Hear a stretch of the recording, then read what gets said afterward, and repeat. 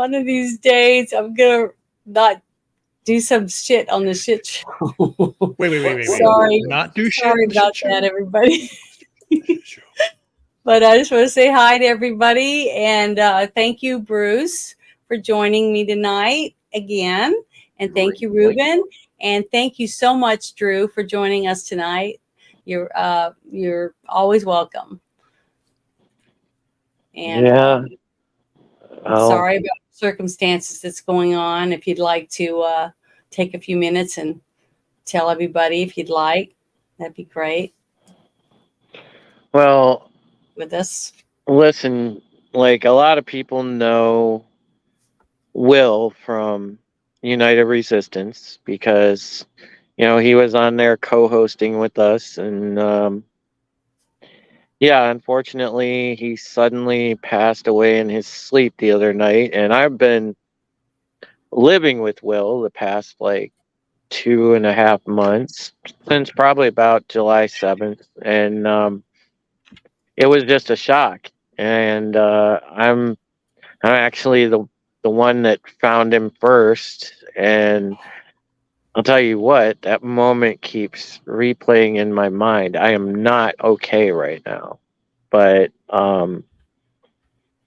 it's surreal because I keep thinking it's a nightmare I want to wake up from, and unfortunately it's real. And you know, I just have these images burned in my head, like, you know, just trying to wake him up and just feeling his arm and that cold, dead skin. Just, oh my God. And it just, and when they took him out in the body bag, it just, you can't imagine what it's like to just find your best friend dead. And it was a complete shock. It is a huge loss. Will's the person I did everything with. We went to movies, we went to eat, we went on random road trips, we went to ball games, we just, we went bowling, we did everything, and it's a huge loss because it was my only real friend that I guess, for lack of a better term, kicked it with, because most of my other friends IRL,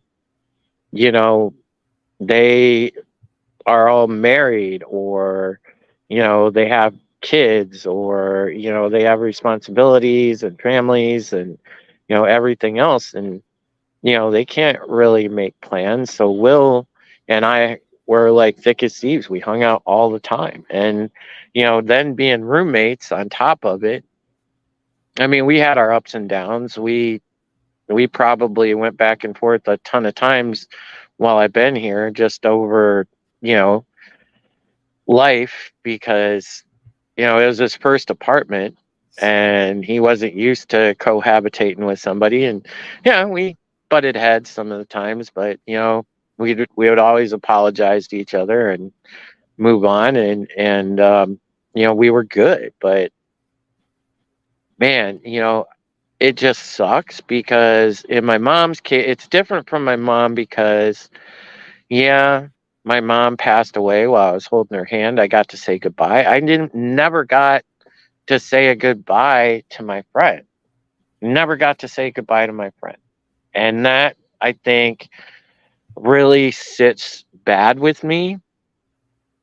And then just the suddenness of it, it hit me like a ton of bricks. And, I have been so off kilter since it happened because I'm still in in a lot of ways, state of shock. I can't process this. I can't believe he's gone.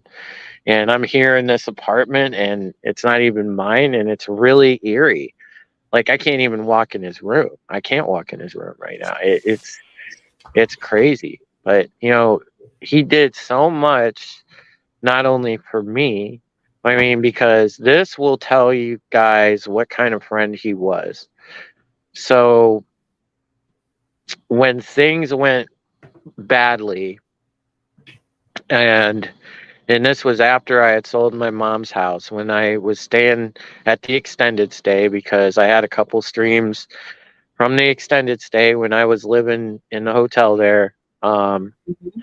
Eventually, what people don't know is that the limited money I had dried out, and you know, I got behind, and then all of a sudden I had to leave. My fiance had to leave. You know, um, her 7-year-old son needed a place to go, and her 7-year-old moved into a rental, and I was left all of a sudden facing being homeless. Will stepped up to the plate and said, you know, you can come out here. Yeah, I live an hour away from you, but you can come out to where I'm at in my new apartment. You could stay here, and you just started a job.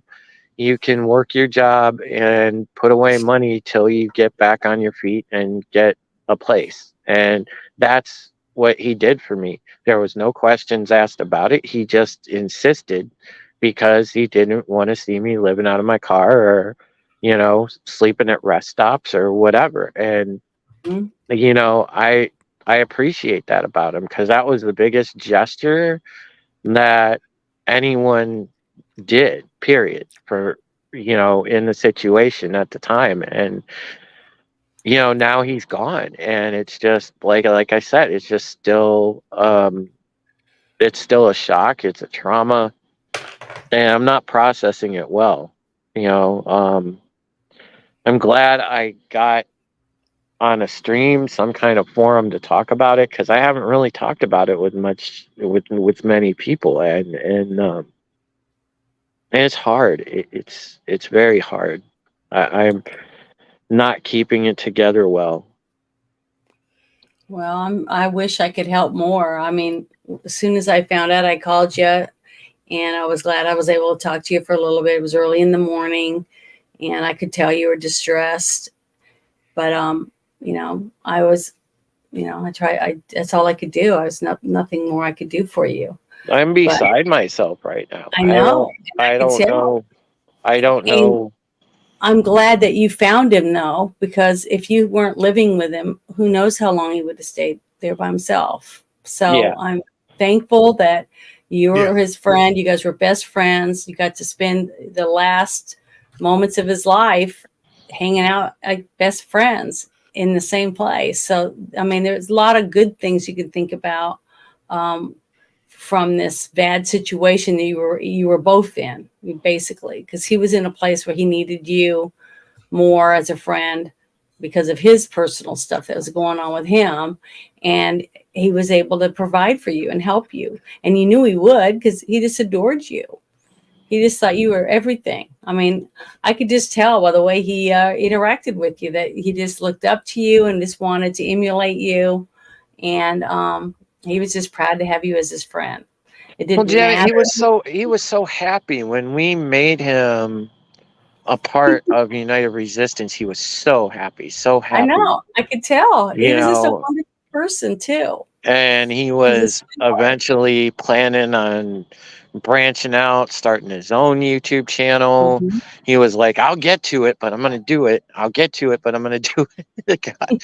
But he said, yeah, he was going to do that here probably pretty soon. And it just, you know, and he never got to do that, darn it, you know, and I'm just, God, I miss him. I miss him so much. I miss him too. I mean, I am sure it's not the same as it Oh, was he for you. thought that, yeah, You guys, he thought you were the cat's meow. I know well, that. I thought he was adorable, and I told him that all the time. He was just a sweetheart. He was adorable. He was a kind, gentle soul, and it's a sadder place now without him. It And is. It I'm is. just glad I was able to have some means of being able to have you be able to talk about it share it with other people who knew Will, that knew you, and knew me, because we all were together. We did a lot of things together. It was fun. We laughed a lot. We teased each other a lot. But I'm thankful for getting to meet Will, and I wouldn't have met him if I hadn't been for you.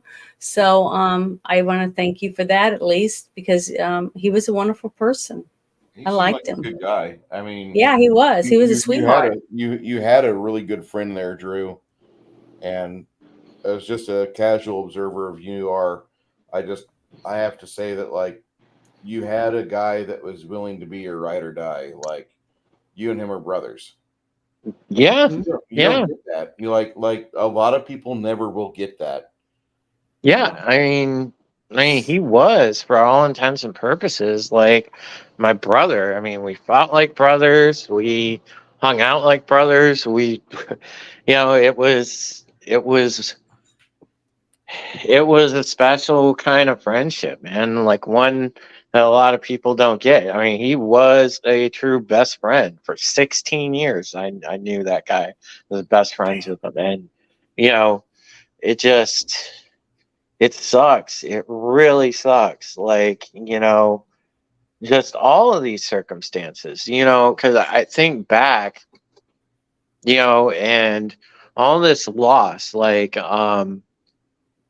first mom, and then about a week and a half ago, a really dear female friend of mine in real life passed away suddenly because, and they still haven't solved, because they think it is murder.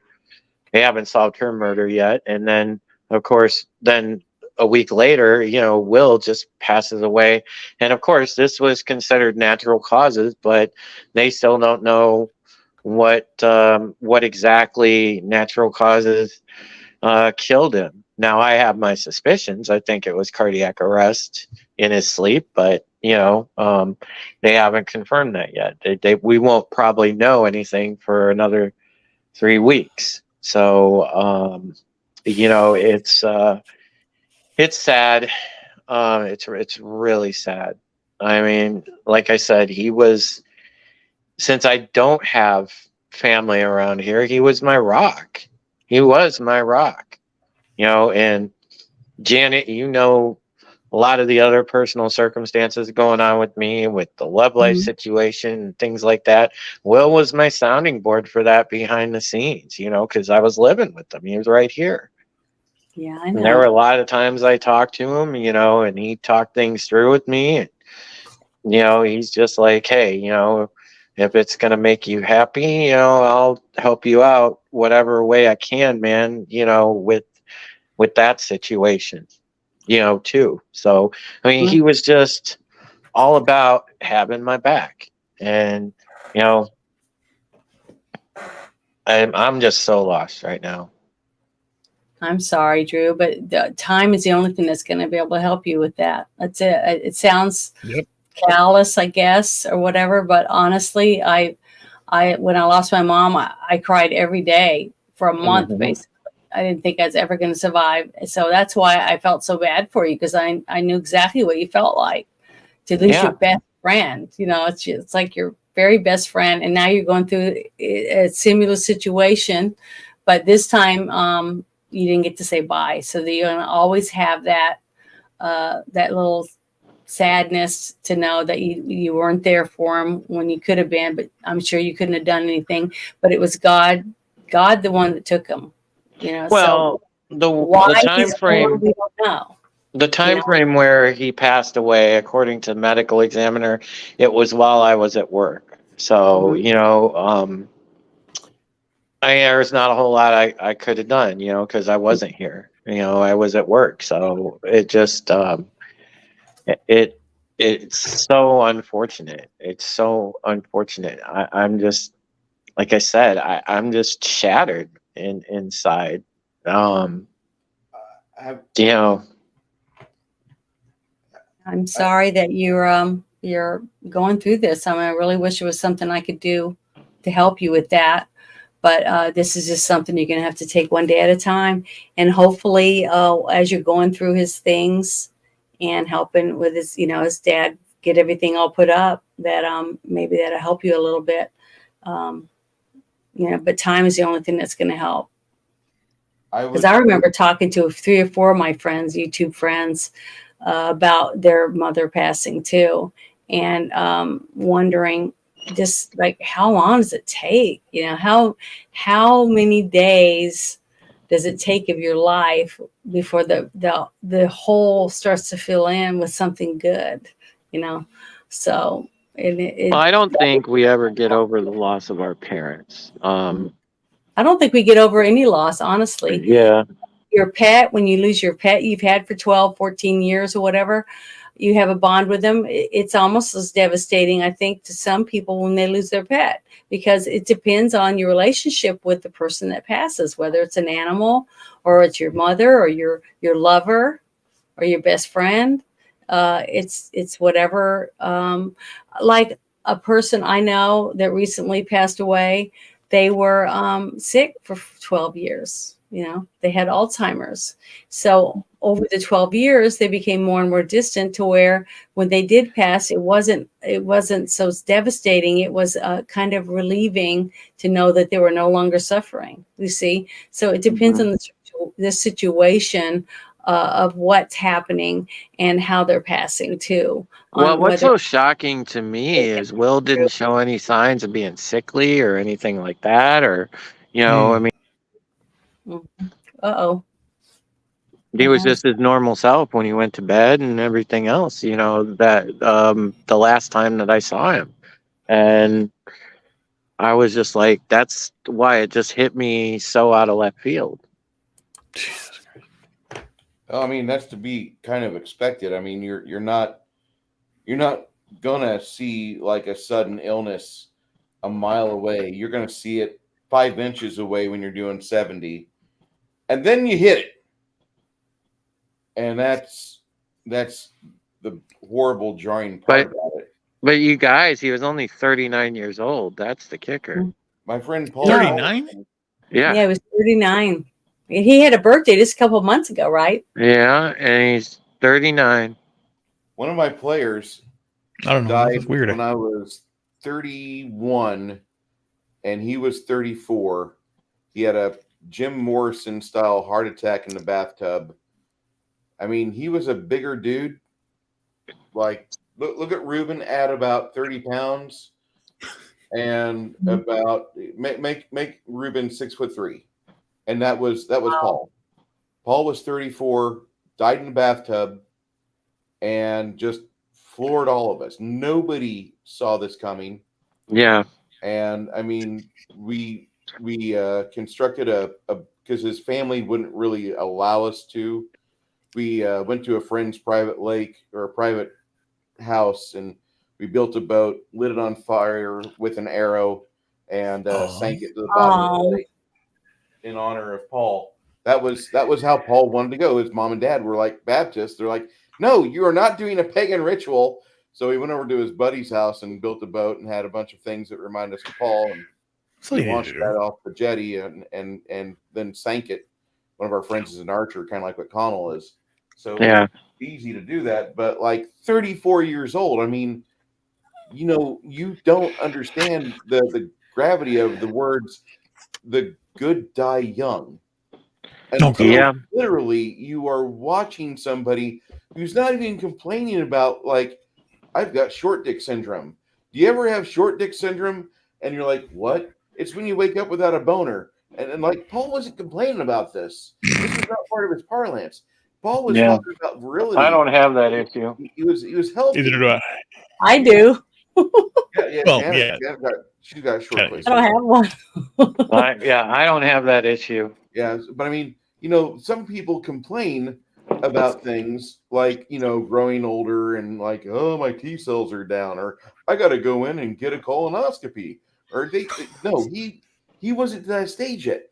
He was still experiencing the young man syndrome because his wife was happy and pregnant with a kid. Mm-hmm. And they were, like 34. So like that kind of hit me hard, and hearing your buddy here, you talk about this, I'm getting flashbacks to my my bro. Mhm. But I wasn't close to him like you were to Paul, to Will. You know, I didn't Yeah. have that luxury. I would have loved to have a good bro rant with Paul, and I would have loved to have been closer with his wife, and I would like to be able to like watch his kid grow up with his dad alive. But Mhm. we got robbed of that. And Yeah. it I, sucks. Like it does. there's no healthy way to say it. You just grieve. You just Mhm. fucking grieve. You know, it's I must be abnormal. Well, it just like I said, though, every one of us have to grieve in our own way, and no one knows you better than you know yourself. So, Well, I'm and in an uncharted territory here because, like I said, I've never gone through this. Like, I mean, yeah, I grieved but mom. you know what makes you feel better, right? You know what I mean? Yeah, I know. So It just, you know that if you stay busy and you try not to spend lots of time by yourself, whether you're doing things for other people or putting in extra hours at work or things like that, that's better for you. Because well, sitting in a dark room by yourself, thinking about it all day long isn't good for you, and you know that isn't. You see, yeah, that tell me if I called you and I told you what I was going through, you would be telling me, well, you need to get off your ass. You need to go out there and do this, and you need to try this, and you need to try that. And that's exactly what I would tell you. It's because I want you to be okay. I want you to be mentally and physically okay. And that's what I would tell my friends, is to try to, get out and get some sunshine, get outside, get some fresh air, spend some more time with other people in your life, like your cats. Take your cats out for a walk, spend some time outside with your cat. well, Or they don't go or for walks. They well, just walk on me. okay, well, then do that. Spend a couple hours doing something that's fun, that you enjoy. Watch a good movie. Go to the movie theater and watch a movie so that you can be interacting with other people, watching something fun, doing something entertaining to take your mind off of the things. There's tons of things that you do. Volunteer. That's one of the things that I did. I started going, believe it or not, to Salvation Army and cleaning.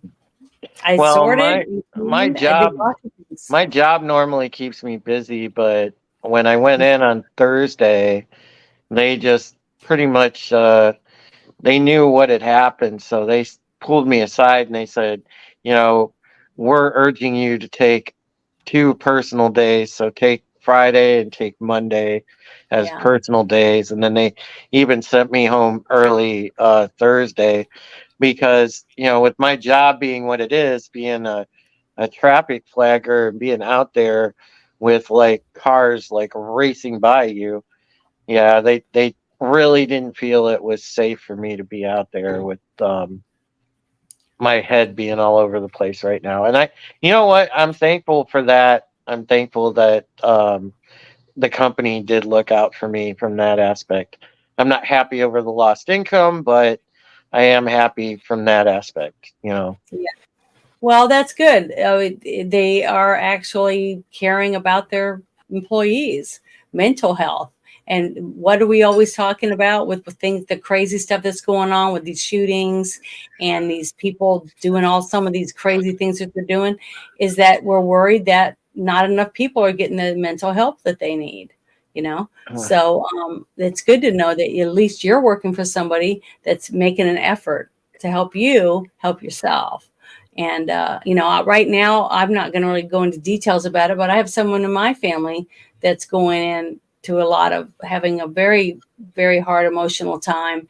And I've been spending a lot of time on the phone with them, trying to help them with links and just listening to them. Just talk, because sometimes just having someone to listen to you makes a big difference on helping you, give you encouragement to help you through something that's bad. And not everybody has that. I do that on my Discord. If someone talks to me and I see it, I try to interact with them, because personal interaction is one of the best things you can get in your life. That's why I'm not a person that can sit at home all day long and not talk to somebody or not have some type of interaction on the phone or going, to the store or meeting them for lunch or something, because I'm a physical person. I need it. I need to be around other people. I need to interact. I'm not one of those people that can sit at home for a week and not have any interaction with people. But I know people that do that, which I just don't see how that can be healthy. I'm mentally occupied, because that's not good for you. It's just not good to not. That's why I reached out as soon as I heard, even though I was tired. And as soon as I saw that, that's the first thing I did was dial your number, because I wanted to make sure that you were all right, even though I couldn't do anything. I could absolutely do nothing but listen. That was it. But I just want you to know that somebody was thinking about you, that somebody cares about you. And that to me is important, to know that you'll be missed. And I want to be missed. When I'm gone, I hope that people are going to miss me. But the only way they're going to know that you're going to miss them is if you hear from them once in a while. Right. Right. So that's important for us. That's what, as friends, and we always say we have a fellowship, we have this and we have that. But if nobody makes any effort, reaching across or writing a letter. I mean, how many people do you know that actually send Christmas cards anymore? Yeah. Well, I did it for years. I'd send 50 cards one Christmas and I'd get 20. And then another Christmas, I'd send 50 cards and I'd get 16. And now I get like 3. So well, I don't mail them anymore. I just call. No, I got my number changed like a month or so ago, so I still got a bunch of people to reach out to with my new number yet, but Give me your new number. I got a Damn new it. phone. but Yeah, I got his new number. He made sure I got it. yeah. But the thing is that, that's Well, important. the hot women always get it first. Thank you. Can't fault you there. Can't fault you there. But the thing is that to me, that I talk about that a lot, about why it's important to have good relationships. And you can't have any relationship if you don't both do something. If one person's making all the effort, doing all the contacting, all the calling, all the preparation and stuff, that's a one-sided relationship. That's not a relationship. That's just one person doing everything. And every person I meet like that never interacts over time, I finally just start filling it in with other people. And then sooner or later they say, well, how come we never talk anymore? I'm like, I don't know. I used to invite, I have people I used to invite every week to the gym. You want to go to the gym with me? You want to go to the gym with me? You want to go to the gym with me? And then after, 7 or 8 months of it, and they never go, I finally stopped asking them, because I'm like, well, I'm just not going to ask. And I go by myself. Where do you live? I want to go. But the thing is that we have to prioritize our time, and if a person's not going to help or interact with you for any, no matter how much effort You're you not make, making the priority. then you need to change who your priorities are. So, and that's what I've been doing this last year and a half, is trying to change my focus on not really just being self-centered and just focusing on myself, but I am focusing more on myself, because now I'm taking my time that's valuable and spending it where I feel like it's more important, because I'm actually getting something back from it, from my time that I'm putting into something. So I wish, you know what I mean? That is the solution to everything. It's basically, or that is the meaning of everything right now. Mm-hmm. This event shows us that we're not immortal. We will not live forever. And the time that we have is not as much as we have gone through, at least from my perspective. I could live another 50 years, but pushing it. So I want every day to be the best day of my life. That's the most important thing. I'm fighting every day. I'm almost there. I'm now officially halfway through my goal. I've crossed the 51% mark. Awesome. I have lost 187 pounds, and I have Badass. 185. Nice. I have 185 to go. Nice. That is phenomenal. Ruben Thanks. is awesome. So, You should be so proud of yourself and look in the mirror and just say, I've done it. Look how far I've come. yeah, at Which least means- cross that halfway part. Yeah. So That's yeah. right. So then But the thing basically, is, you've been successful. See? right. Yeah. So that's why I'm A lot of people can't say do that. it. That's what I'm doing. I'm gonna get, and that's basically I'm gonna be like flypaper. As I drop down, if any lady wants to come along for the ride, then there we go. Because I know, because I've done, I know, Drew, this is true. You don't even know this. I decided that I'm gonna look for someone to remarry and start a family, or help her with her family, and that's my main goal now, to make America great again. Make America great again. Yeah, I'm not gonna even like talk about what's going on in that department for me right now, but yeah. No, it's all about improving yourself first. Yeah. Yeah, if you don't fix yourself, you're never going to be great for somebody else. Yeah, Janet knows, but I'm not going to share it publicly.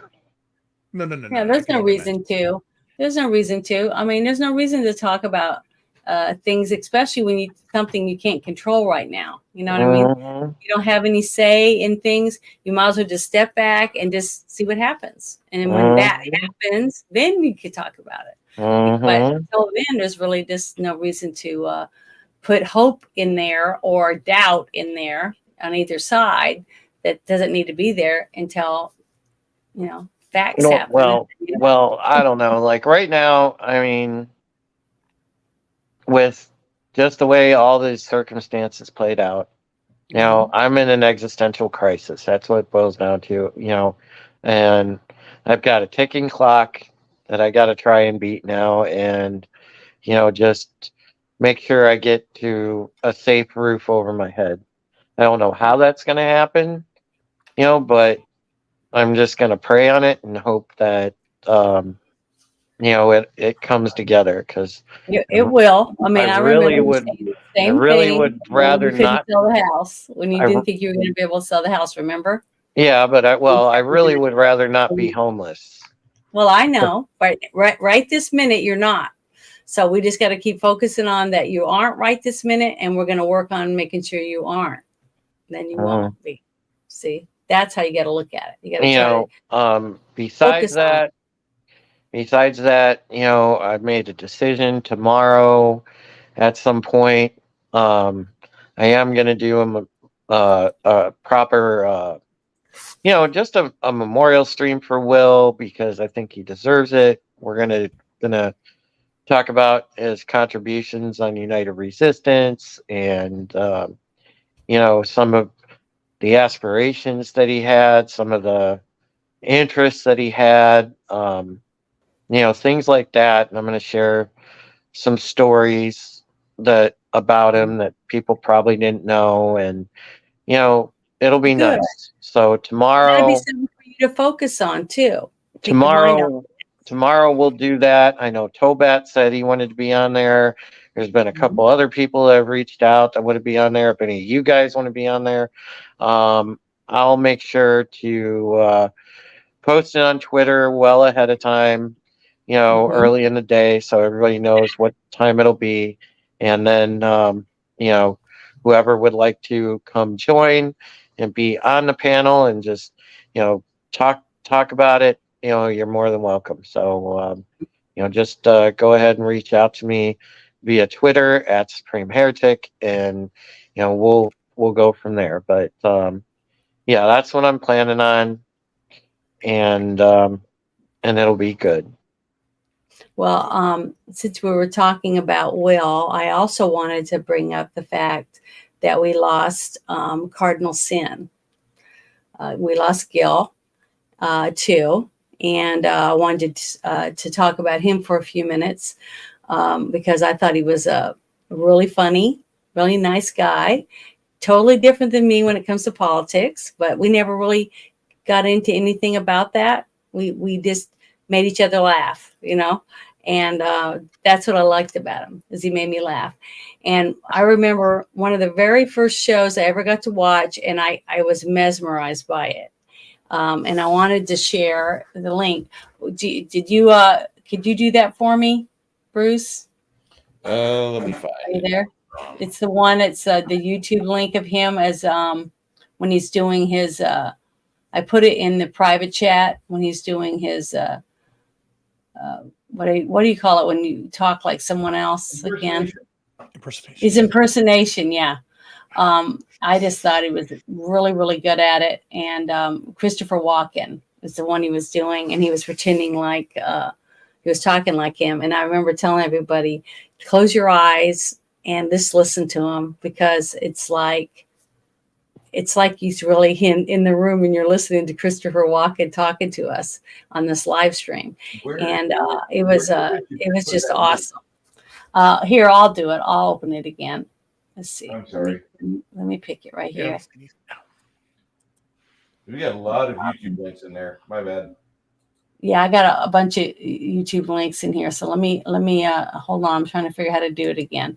Now I go to it and I say present once I find it, right? Oh my God. Just give me a second. Okay, I think I can get this. Okay, here it is. Now I'm going to pause it. And technology does not mix. I know, but I'm doing it. I'm learning. So now I say present, and then I say share my screen, right? Mm-hmm.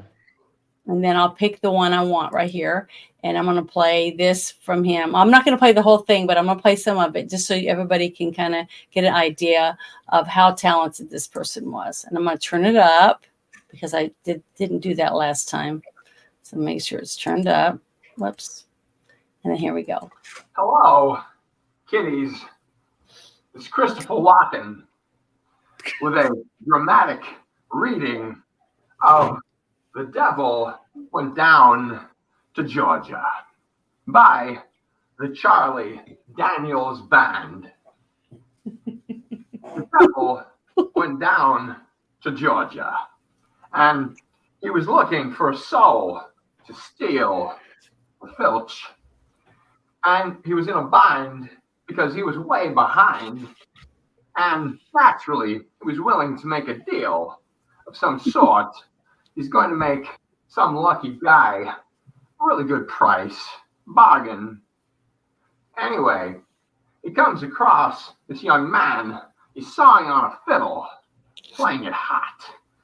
So the devil, he jumps up on a hickory stump, and he says, boy, let me tell you what.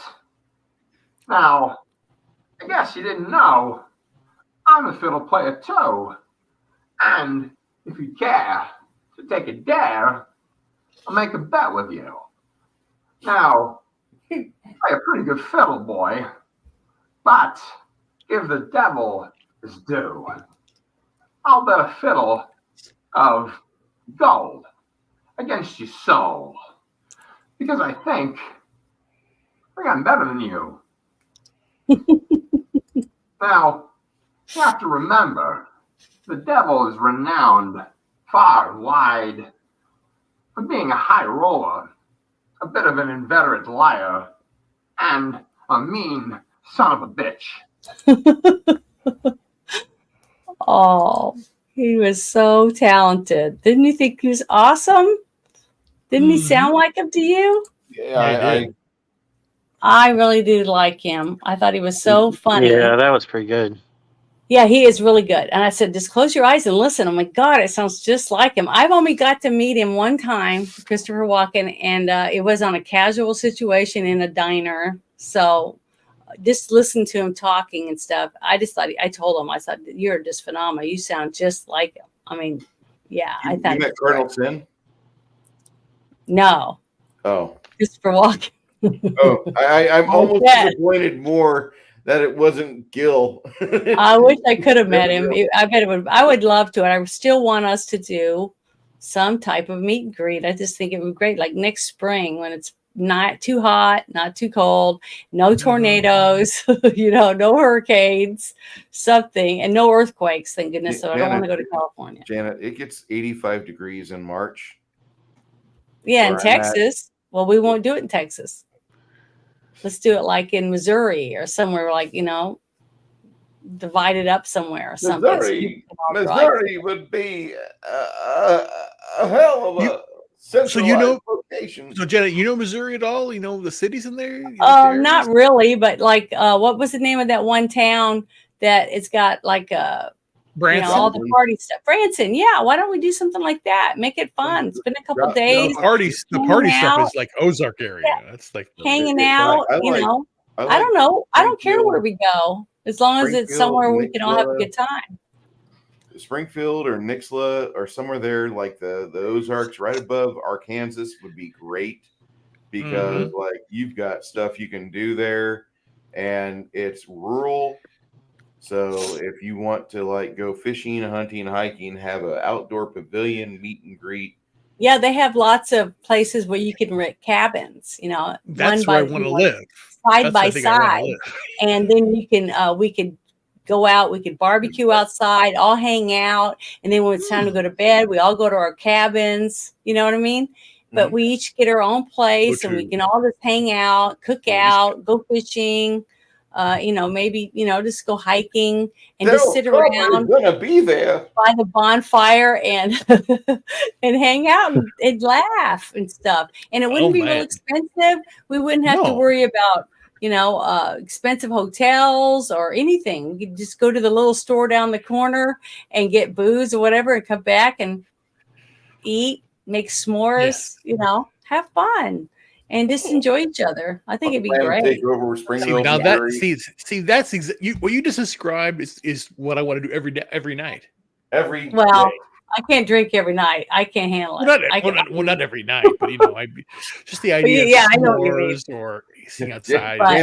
Janet's describing all this like I'm gonna be a good person and not drink every day, and I'm thinking to myself, ooh, what type of hard? Well, I can. I just can't do it because I can't do stuff the next day if I have a hangover or whatever. And I only have to drink like two or three those little drinks that I like, and I'll have a hangover. So it's because I don't do it a lot.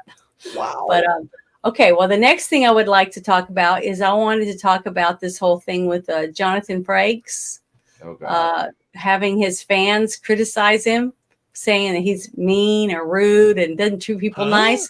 Well, I went to Comic-Con, Arkansas Comic-Con last weekend. Okay. And I found out what an asshole he really was on my own. So now I can comment on it and not feel like it's wrong. But first, I want to show you this video that I made, and I posted on. I got to do this whole thing again, so just give me a second. Oh, it's like, I got to put this in and share it. Oh my goodness! I hope I can do this right. Oh, I didn't do it right. I don't know what I did wrong. So give me a second. Oh God, why is everything so hard? All right. Now let's see if this comes up. Okay, it worked. Oh, okay. We come back, and then I got to share, present. Janet, can you highlight the 6 Nation 31 Kings comment? Yeah, which one is it? The last one in the list. She's going to be the first. She's going to be the first one to suggest besties tattoos after a few drinks. Well, I do have one tattoo right here on my wrist. Let me open my sleeve here. It's little, but let's see. See it? Oops. Yes, I see it. It's just a little dove with a heart right there. And that is the heart is a love between me and my mom. So when I hug people, it's like my mom was hugging them too. See? That's why I got it. But I did that because of my mom. And then when my dad passes, I'm going to put another heart right there, a solid heart representing my father. And that's it. I don't want any more tattoos. Those are for my parents, and marked up my skin for them because they gave me life. So to me, it's worth it. But no, I won't get any more because everybody kept telling me that you're going to get one tattoo. You're going to want to get more. But I haven't. Because the reason I got it was because somebody died. And my mom was my best friend, even though I have 4 sisters. But, that's the way it is. But I want to share this video from before I left to go to Congress. I was so excited. And I'm going to talk about my experience a little bit, and then my experience with what happened that day with this person. So I got to share this one video. So I think it's turned up. Ooh. Hello, it's Janet from another planet. I'm so excited to get to be going to Comic-Con again. And I'm going to enjoy hanging out with some wonderful people that enjoy this kind of stuff as much as I do. So you guys have a wonderful Saturday. See you later. I love Andorians. Just kidding. Okay, so that was the video that I posted. I had my costume on, and the person I was with was dressed up as Magenta, and we went to Comic-Con. And we got our pictures taken with lots of people, and we got to meet a lot of people. We signed up for the costume contest.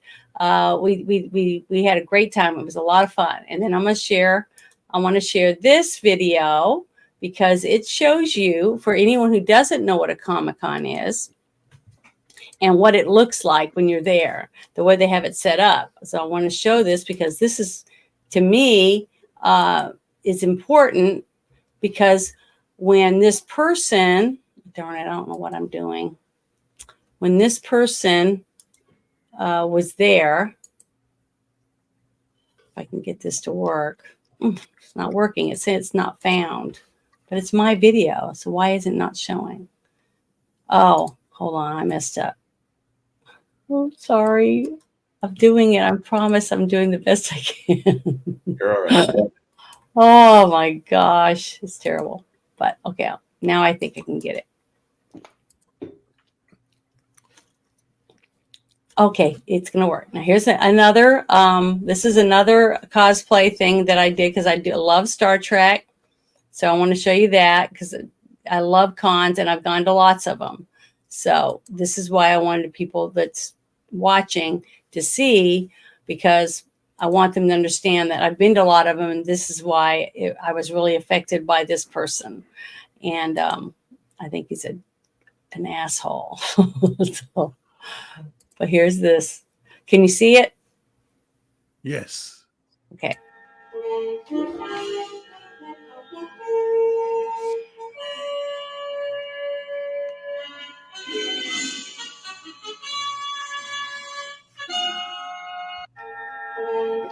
Okay, let me stop. I got to stop sharing this. I think I did that. Did it go away? Okay. Sorry, because I can't see this screen when I'm looking at the other one. So that's what makes me really, I'm messing up. Okay, so now I got one more. Where is it? I think I put it in the private chat real quick. Okay, hold on. I'm not very good at this stuff, but I'm learning. I wonder how many times you're going to say that tonight. Probably 100. I don't know. Stop. But okay, I think this one is the one, the new one. Let me get this in here because I want people to kind of get an idea if this is going to work. Please let it be it. Nope, this isn't it either. Damn it. I'm so terrible at it. I'm going to go to my channel and just get it really quick. So just give me 1 second. You guys talk amongst yourself for a second because I'm slow. Oh my goodness, this is terrible. Hey, Drew. Meanwhile, Drew, I don't know if you've got the ability to apply yourself or apply at a Swift or heaven forbid Prime Incorporated, but I know that whenever I was needing to get my life back on track, I got in the cab of a truck and I passed my test and I drove. And you don't earn bad money. You earn between like 40 and 70 a year. Bye, Drew. Damn it. He'll be right back. I think he bumped the phone or whatever. Okay. But let me, I want to go ahead and do this now. I think I got it. I think I got it ready. That was 2006. This is what it looks like when you're at a con. Yeah, here he is. Let me add him again real quick. There we go. Okay. Yeah, I'm back. He's back. Okay, so now I'm going to share this. This is what it looks like at a con. Okay.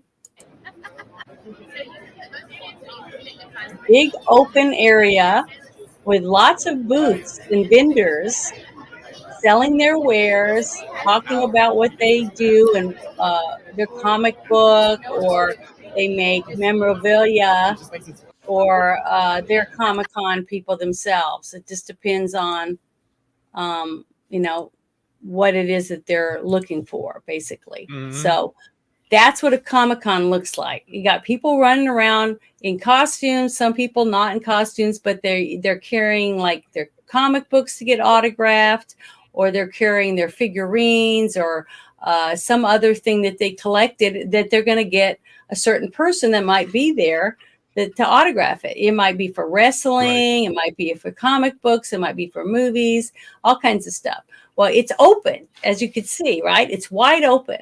So when I stood in line to get William Shatner's autograph, you stand in line and you zigzag through the line until it's your turn. You get up there, you get to meet them, and they autograph whatever it is that you want them to sign. I did the same thing with Christopher Lloyd. Well, then my third person was Jonathan Frakes. So I'm standing in line. I got my costume on, and the other person I'm with, you know, is dressed as magenta. They're running around, they're looking at stuff, and they're purchasing a few things. And they come over in the line. It's when I'm almost halfway up by this time, after 35 minutes to get to my autograph from him on my manual. I have a World Federation manual of all the planets that are involved in the Federation for Star Trek. And that's what I'm getting autographed. So I'm standing there, and here she comes, and she says, "See those two people over there?" And I said, "Yeah." She said, and it was two security people with a man and a woman. And I was like, "Well, what's going on?" She said, "Well, they're being told by the security that they have to delete any pictures they took of Jonathan Frakes when they walk by." And I was like, "But it's wide open. It's a huge wide open area with lines taped on the ground and people standing in line to get his autograph, or to buy a picture and have him autograph it, or they have little like dolls or figurines or something from Star Trek, the TV show, right? And to get autographed, or you can get a selfie with him. So apparently he doesn't want anyone walking by and taking a picture unless they want to pay $60 or more to get a picture with him. Go fuck yourself. Oh my god. Can you believe sorry. that? And Oh. no, that I got a thing we're going to put up after this, and him griping. It's his response to fans criticizing him. But the thing is, I was there, and I saw all the people that were willing to pay him money to get his autograph on whatever it is that they brought, their treasure, because this manual to me is like a treasure to me. I've had it for many years. I love it. And I take it anytime I'm going to get anyone that's involved with Star Trek, whether it's costume people, whatever, any part of Star Trek, I get them to autograph the very open page. You open it and there's a gray page there with a logo at the bottom. And that area I have fulfilled for autographs. But this person was so self-centered and selfish that a person that's probably not even into Star Trek happens to recognize him because of who he is, because he's a famous actor, and they take a picture while they're walking by, and he sicks his security people on him and demands that they delete the pictures off their phone. So what does that tell you about this person? Not much for me. This is not No, I'm never for his autograph ever. That's prima donna behavior, man. It's, you know, Janet, I'm so glad, like, and here's the flip side of that. So back in 2013, when I met Katie Sackhoff and Trisha Helfer from Battlestar Galactica, I mean, you know, I met them at a charity event, completely different setting. And, you know, they sat there and talked to me for like 20 minutes. And they talked to me like they were like my neighbor, you know? I mean, there was no like charging money or anything like that. You know, I was like excited as all get out. And my mom was still alive at the time. I called Mom. I'm like, Mom, I'm like literally standing next to Katie Sackhoff. This is awesome.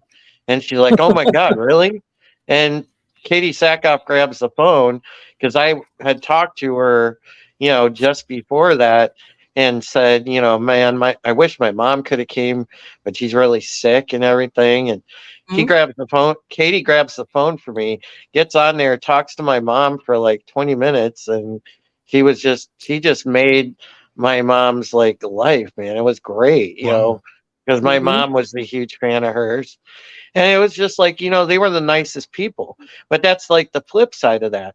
I mean, they weren't worried about making money or charging people for autographs or anything. You know, they were just hanging out with people.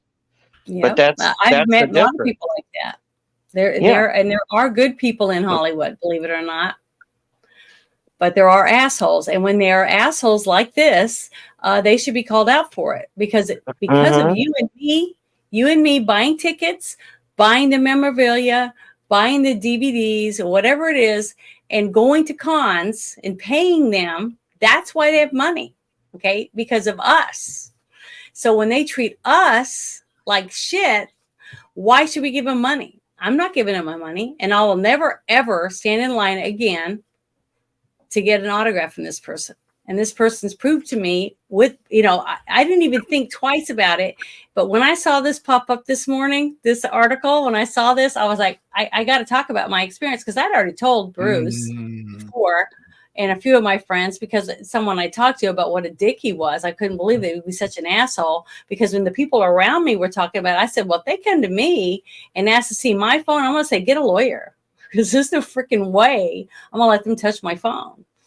You know, and it's wide open. It's a wide open place. And I took that video. I wasn't specifically looking for anything, but I wanted a view of what I was at. You know, I wanted to remember that I was there. And people are gonna take pictures. Right. That's what con is all about. And then this guy is being such a douche. He's going to chase people down because he saw them take a picture. What about all the other 100 people that he didn't see because he had his head down or whatever? So they don't get prosecuted by him or by his security because he didn't see them.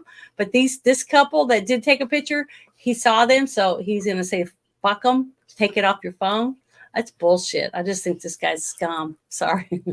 But here, that's just being a dick, you know.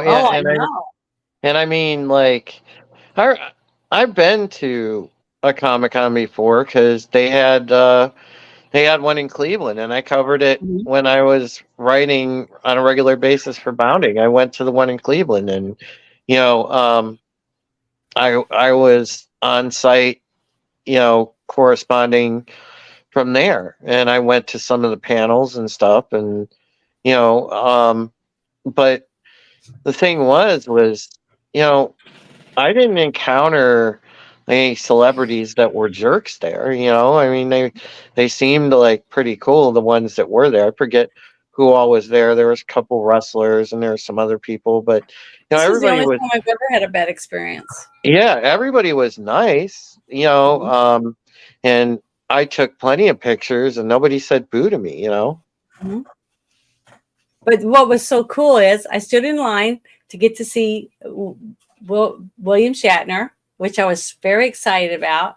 And I'm waiting my turn. And so was everyone else. Everyone was so nice and courteous and waiting their turn, being patient, you know, and all excited, holding their treasures in their hand, waiting to be able to get this person to either take their picture, autograph something, or whatever it was. Well, I get up there and he's looking down, you know, writing on this other person's book. And when he looked up at me, he went, wow, you went all out, because I was dressed as an Endorian. I had blue skin, white hair, and little antenna, whatever. And I was so excited when he looked at me and he spoke to me. I felt like I was the only person on the whole planet. It was so weird. But I was mesmerized by him, and he was super nice to me. And he said, what color do you want me to use? Because I had black and silver, and I didn't even know what to say. I just said, whatever you have in your hand is fine. So he wrote his name, and then he said, thank you for coming. And I said, thank you so much. I appreciate it. And I was like speechless almost, believe that or not. But it was great. Great, and he was super nice. And then the next line I got in was with Christopher Lloyd, and he was super nice too. So I had two great experiences, and then I didn't get the third one because he was a dick to someone else, but I was there to witness it, so I did give him my money. So oh well, his name's not meant to be in my thing, but I want to share this with everybody. This is his response. It says, for criticisms of his recent Star Trek shows. It says, Star Trek veteran Jonathan Frakes reacts to some of the mixed responses some of his more recent projects have garnered from fans and critics. So they're talking about, I guess, his acting ability or something like that. It wasn't to do with Star Trek, but or a con or whatever. But the thing is that this person is going to bitch and moan because you don't like the show. And but he can treat you like shit at a con, and you're not allowed to say anything. So to me, I just wanted people to see that because it just sparked me. It got a fire lit under my ass. It pissed me off so bad because if it wasn't for us, they'd have no career. No, well, it boils down to, Janet, and you and I had this conversation about certain things happening in my life the last time we talked in depth. And,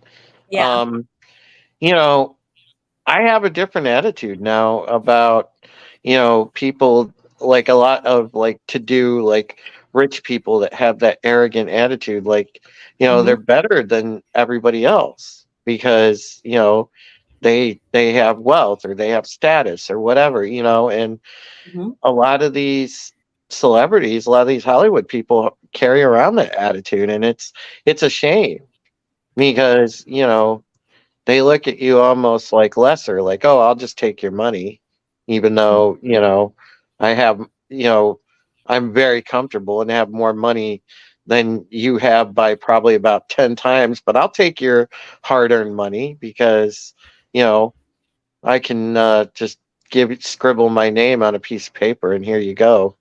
And, you can give me $50 for it. I mean, it's just the entitlement that they have. But this all here too, it goes back towards what's going on with Maui and the whole fiasco that happened with the Rock and Oprah Winfrey, who tried to raise money, saying it's for the people. But supposedly, from what I could tell, there was this one girl that was talking about it. She was doing a video, and she said that they were having a fundraiser or whatever, but they weren't raising very much money. That very people were giving money, and when every so often it would be like anonymous, and it would be $100, and there was it's too bad that they're like avid paying for it themselves, so it looked like more people were giving money. I don't know. It's too bad. It's too bad that they're like for Maui today. It's too bad that they're like actually avid globalists and support the depopulation agenda. So, I have no respect for those people. I have no respect for those and people. The fact that Oprah was like basically handing kids over to certain pedophiles that are now in prison for certain things. So anything that she has anything to do with it, I'm not interested. Oh, hi, Tobat. I see him. He's in the chat. I just saw him. So thank you for showing up. But yeah, I'm tired. I'm tired of us bowing to these people. I mean, I don't think we should. There's other places we can go and spend our money and be treated decently. I mean, I've met lots of stars. Ryan Reynolds, I worked on a set with him when we worked on, I'm not going to say the name of the movie, but the movie that I was on, I got to work on a set with him, and we were up a level and you could look down. It was an open side and it was glass, fencing, and here comes the Sunshine Kids. This is down in New Orleans, and there's some nuns and a whole bunch of little kids, little bald kids come walking in. And what does he do? He walks down there with them. He goes down with him. It's down there at least 35, 40 minutes, taking pictures, signing autographs, and everybody else just stood and waited for him. But the thing is, he did it. He didn't have to do it. He could have said, oh, no big deal. I'm not going to say a few other names that would do that, would say, oh, well, too bad. Wouldn't even sign autographs for small kids. Is another actor that everybody seems to love, but he wouldn't. So I'm just saying, there's a lot of conservative that say they're conservative, or act like they're conservative people that are in Hollywood, and they're assholes. So they're just, and it's the same way.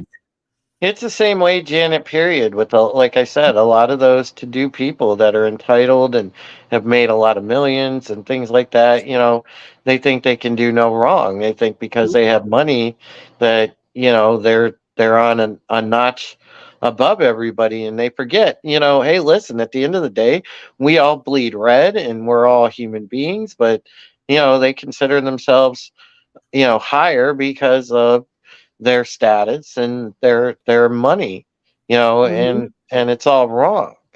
But what's funny about that is, like, even the sports conventions are the same way. You get these athletes that go, and a lot of them are prima donnas, and they'll just sit there and they charge ridiculous money for autographs, and they're not even, some of them aren't even superstar athletes. Mhm. Because they don't have to be anymore, Hmm. right? They don't have to be. I mean, if you can make more money sitting on the bench and selling Nike tennis shoes or jerseys and stuff like that, and be in a couple commercials and be able to get whatever, then why would you have to risk getting a concussion or Hmm. breaking your arm? You know what I mean? So, and whose fault is that? It's ours. But Yeah. it made me feel good. The whole thing we talked about before on the show is about the whole Bud Light mess fiasco. But to see the tent at Sturgis empty, Mhm. that chalked that one up for Americans. Okay. It was American people that said, hell no, I ain't spending my money on your product. And if more of us would do that, put our wallet where our mouth is basically and say, we're not going to spend any more money on these people. If you stop giving them money, your time and your effort, guess what? They're going to stop doing some of this shit. Stop buying video games, stop going to movies, stop watching TV shows, stop buying their t-shirts and all their shit. And guess what? They'll stop doing it because they're not going to make any money. And that's our way of being able to do something about it. But Ruben, would you like to bring up the 3 men charged in the Whitmer Fed kidnapping case? Do you want to bring that up on the screen and we can talk about it? I think it's in the private chat. I don't have anything in the private chat. Oh, you don't have anything in it? Okay, hold on. Let me get it and I'll put it in the private chat and then you can share it. Sorry about just that. Going to pull up just the link. That's what I did a while ago is I copied what I wrote it was for. And I also put down the link. So that's why I was trying to open it. It wouldn't open because it was not just the link. It was other stuff. So. No problem. But hey, I'm doing so good. I'm so proud of myself. If it hadn't been for Bruce, I'd still be crying trying to figure out how to do it by myself. So I think that's it. So if you can get that, it'll be the article. But I was really, I haven't really watched this whole thing very much. Have you guys paid that much attention to this whole kidnapping case? No. So, but no. Well, I know what happened, and I know it's a big joke because it was all like a inside. Because wasn't it during January 6th? Supposedly stemming from that they wanted to kidnap her because of whatever. Correct. This was after. But this was after. This was just all a setup. It was, when they were trying to like sit there and say, oh, there's domestic terrorists all over the place. And, they were trying to paint people, trying to basically invent domestic terrorist incident by but the thing is, how much money do these people have to spend to go to court, these families of these three men, when it was all fake? See, that's what I'm trying to say. This whole thing, everything that these people are doing to all these people for January 6th should be misdemeanors and stuff. But now they're trying to put them in prison for life, 16 years or whatever, for something that they did during the, what was it? The one judge that was for Supreme Court. Brett Kavanaugh. I can't remember his name. One of the man judge, they just got in. Yeah, Kavanaugh. When all those people were in there, and none of them got arrested. Nope. So what's the difference between that and these J6ers? What's the difference between what they were doing? One's about real freedom, one's not about anything. See, it's all of this is Here, just ridiculous to me. But I'm thankful to this jury that freed these people, or give these, watch this video. This is very moving, I think. Okay, everyone can be seated. Juror number 4, are you the fourth? Okay, you can stay seated for 1 second, ma'am. Just so that you're aware, the order that I've let the clerk's office know that we're going to receive the verdicts in is the order in which the defendants have been sitting around the table. So William Null will be first, Michael Null will be second, and Eric Molitor will be third. Okay, would the foreperson please rise? And would the defendants and their counsel please rise? Yes, Your Honor. Madam Clerk, if you would please receive, or I'm sorry, Madam Foreperson, I should confirm, we did get a note indicating that verdicts have been reached. Is that correct? Yes, sir. Are they unanimous verdicts? Yes, sir. Are they unanimous verdicts as to each count for each defendant? Yes, sir. Madam Clerk, if you would please receive the verdicts. Members of the jury, have you reached your verdict? Yes. And as to William Null, count 1, providing material support for an act of terrorism, what is your verdict? Not guilty. For William Null, count 2, possession of a firearm at the time of the commission or attempted commission of a felony, what is your verdict? Not guilty. As to defendant Michael Null, count 1, providing material support for an act of terrorism, what is your verdict? Not guilty. For Michael Null, count 2, possession of a firearm at time of commission or attempted commission of a felony, what is your verdict? Not guilty. As to Eric Molitor, count 1, providing material support for an act of terrorism, what is your verdict? Not guilty. For Eric Molitor, count 2, possession of a firearm at time of commission or attempted commission of a felony, what is your verdict? Not guilty. Thank you. Madam Clerk, ladies and gentlemen, as I described for you, there will be. Wow, that was crazy. Yeah, but the thing is that, see, we can get justice. It's sad that they lost so much time in their lives and from their families and so much money to have to defend themselves from our government. Okay, just think about that, people. That's what I'm talking about. This is what I've been talking about. When you can put someone in office that can treat people like he's a king and that he has final say and can do and say whatever he wants, and we have a media that can say and do whatever they want to anyone, whether it's true or lies, okay? And if it is lies, and we have proof that it's lies, but we can't prosecute the media because of the Smith-Mundt Act that Obama signed into law. So just think about that for a minute, because it was those 3 gentlemen, right? But it could be you. Could be me.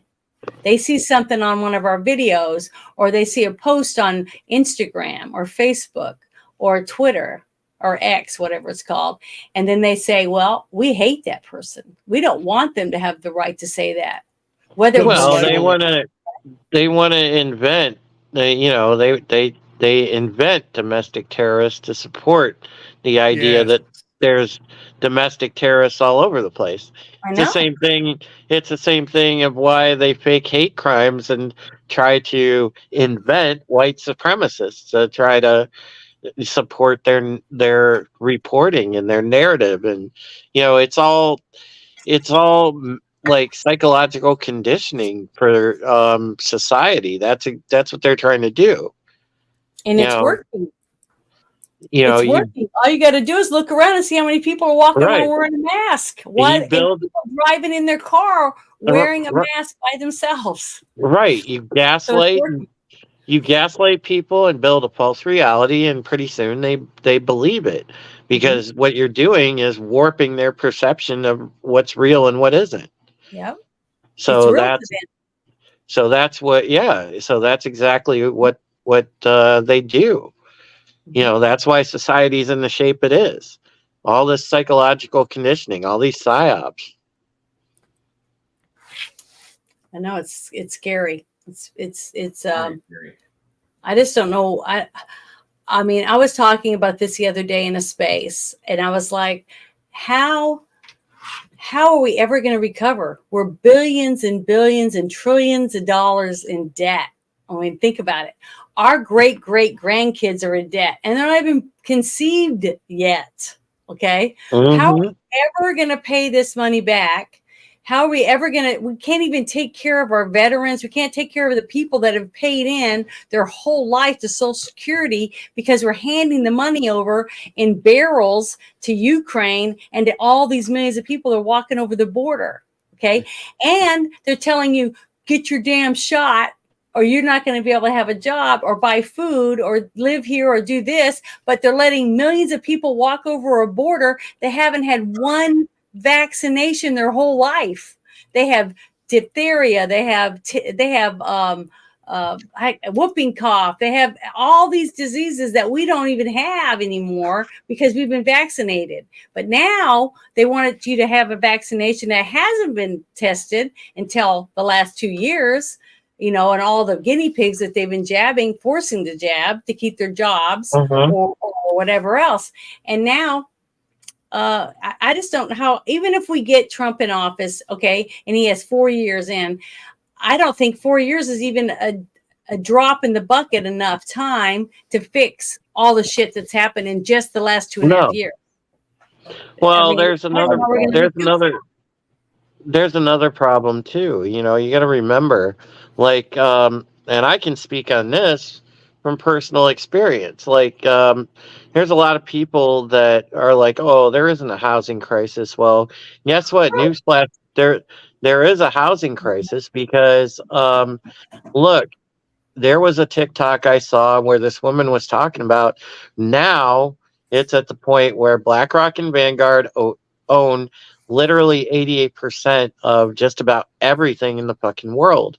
So, you know, it makes sense when I'm sitting there applying for these apartments, the ridiculous hoops that you have to jump through, from the application fee to the background check to, you know, you have to have, some places are like, you have to have a certain debt to income ratio. You have to have, you know, this and this. It's ridiculous what they do, the lengths they go to try to get tenants.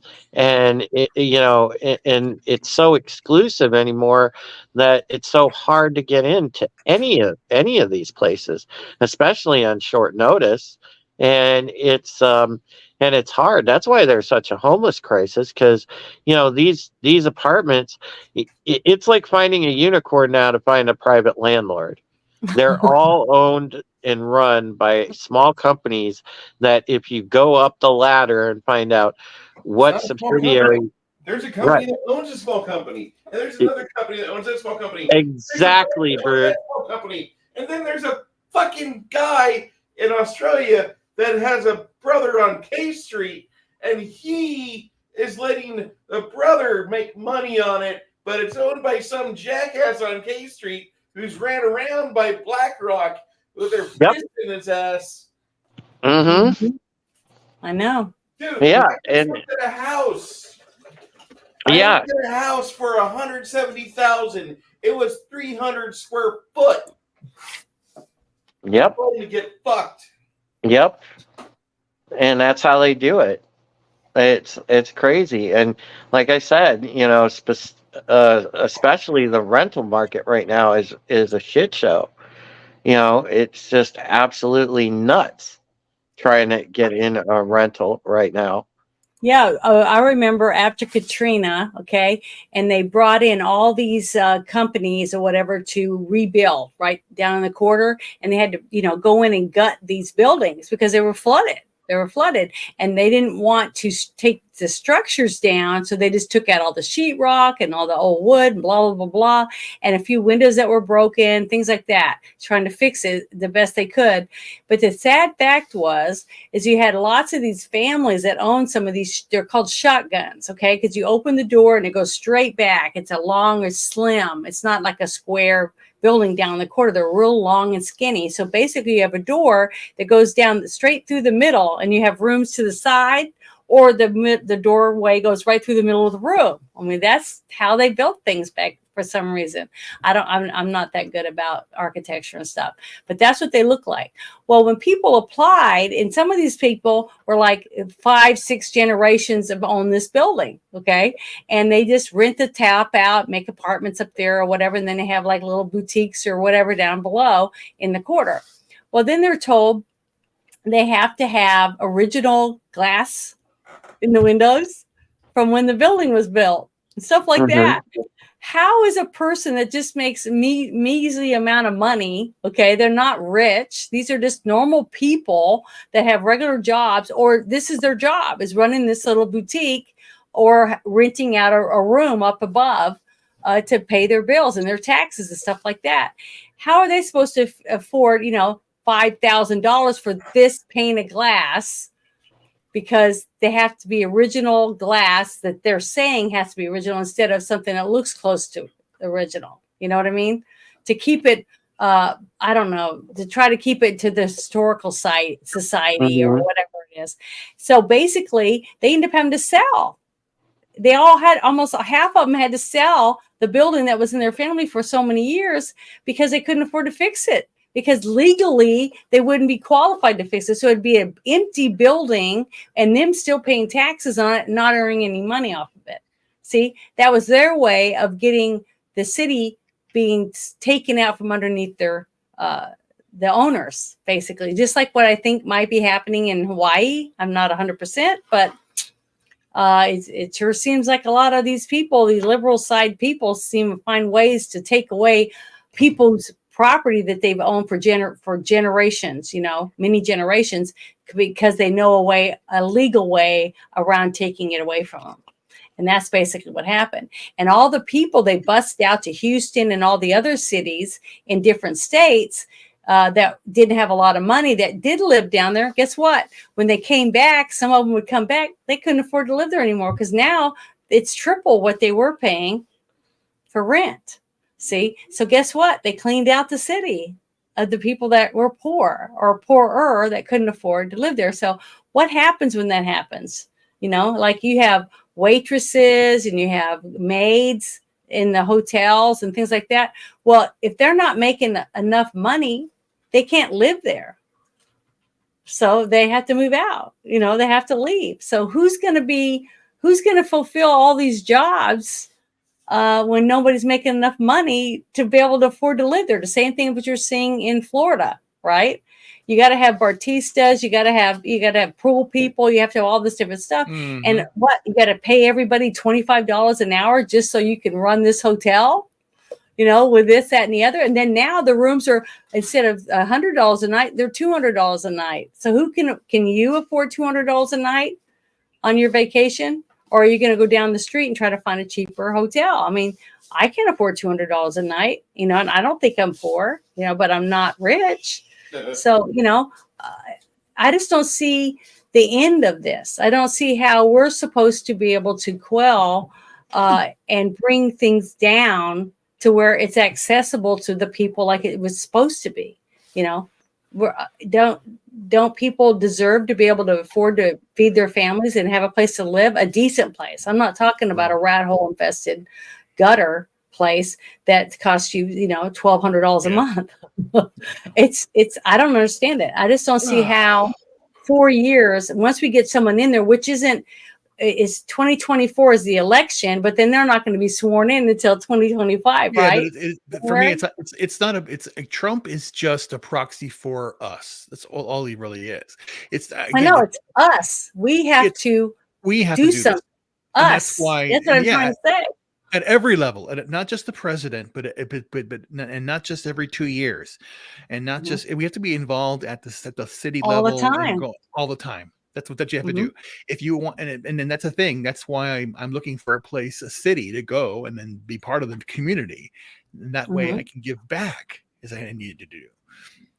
That's the thing. Because right now it's like I don't know. We're not that we're apathetic, but I remember my entire life I would just work and do my thing. And then when I got sick and then when everything's gone, it's like now what? And it's like, okay, now it's time to live and have a home. So that's why I'm searching, so I can do these things. Because that's what it is. It's not just, and it isn't. It's no longer about Trump. It's about, the uniparty versus the people. And it's like, Mhm. it is It very, but it's terrifying when you turn a TV on and everything seems so inauthentic. Yeah, it is. It is that exactly. It's a clown show. It's like we're watching like government television. And it's like living in freaking. It's weird. It is. It's scary. It's scary because I can see. I'm not even really smart. I tell people all the time. I didn't do really well in school. I had to really work hard to make C pluses and B's. Okay, I wasn't one of those kids that could always get straight A's. I wish I could have, but I really tried hard. I just had a hard time, I guess, with my comprehension part or something. Now, some things I'm really smart at. Like I was really good in history, and I loved science. Science was I made A's in science because I was good at it. But when it came to math and some of the other stuff, I was like, I sucked. But I tried, and I finally did graduate and everything like a normal person. But I look around and I see other people that are supposedly way smarter than me because they have college degrees or whatever else.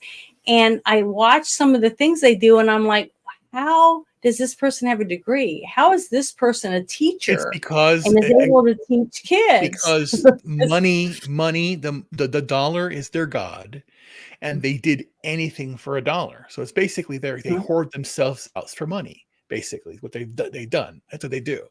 No, I'm serious. It's a thing, and the thing is that the government knows this. I believe you.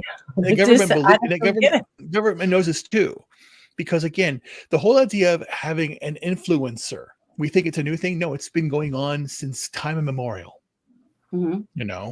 And again, and you had the rise of the who was it? The fact that TV came was a correlation of media, politics, everything. So you pay the salaries because again, it's the idiot box. It's turn the TV on, watch the revenue, consume. Don't bitch and moan that some actor makes $20 million a year. You went to go see their movie they're a good actor. Well, then they're a good actor, but again, are they really worth 20 million? Are not. Or again, if somebody thinks they're worth a lot of money and maybe produce bomb after bomb after bomb after bomb, it's not because we're racist. We have some quality. We enjoy things. That's what we have to do. We have to get involved. Back into culture. Completely. I'm sharing a meme on my screen, Janet. Okay, I'm gonna bring it up right now.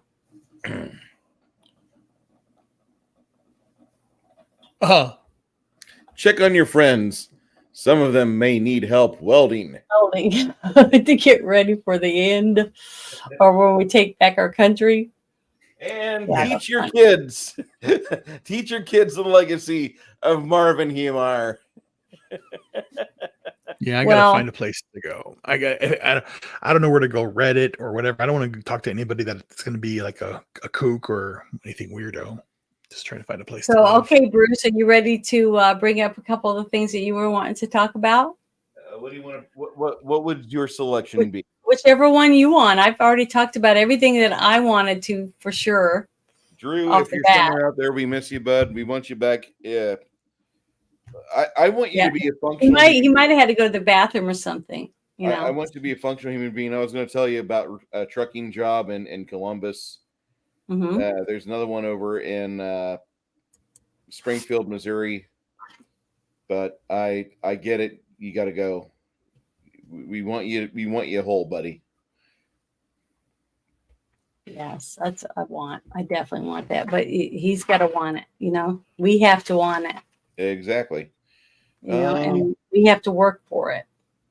It's not always easy, but it's like I always say, I'm lucky because I had a great mom and I have 4 wonderful sisters.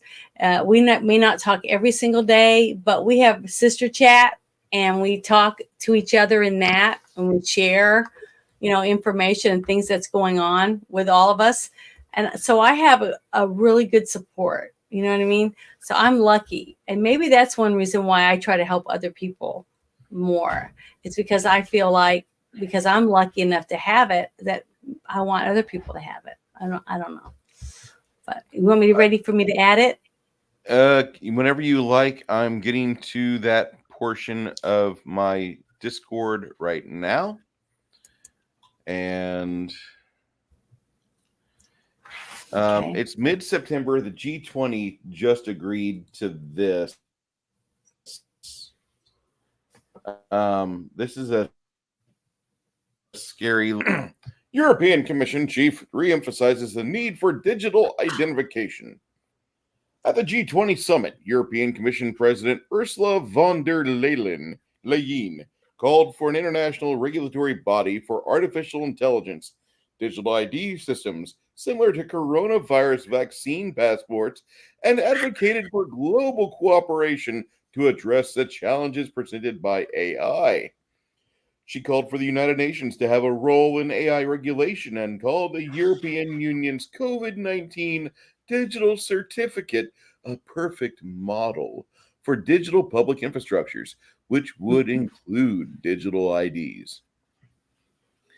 Many of you are familiar with the COVID-19 digital certificate.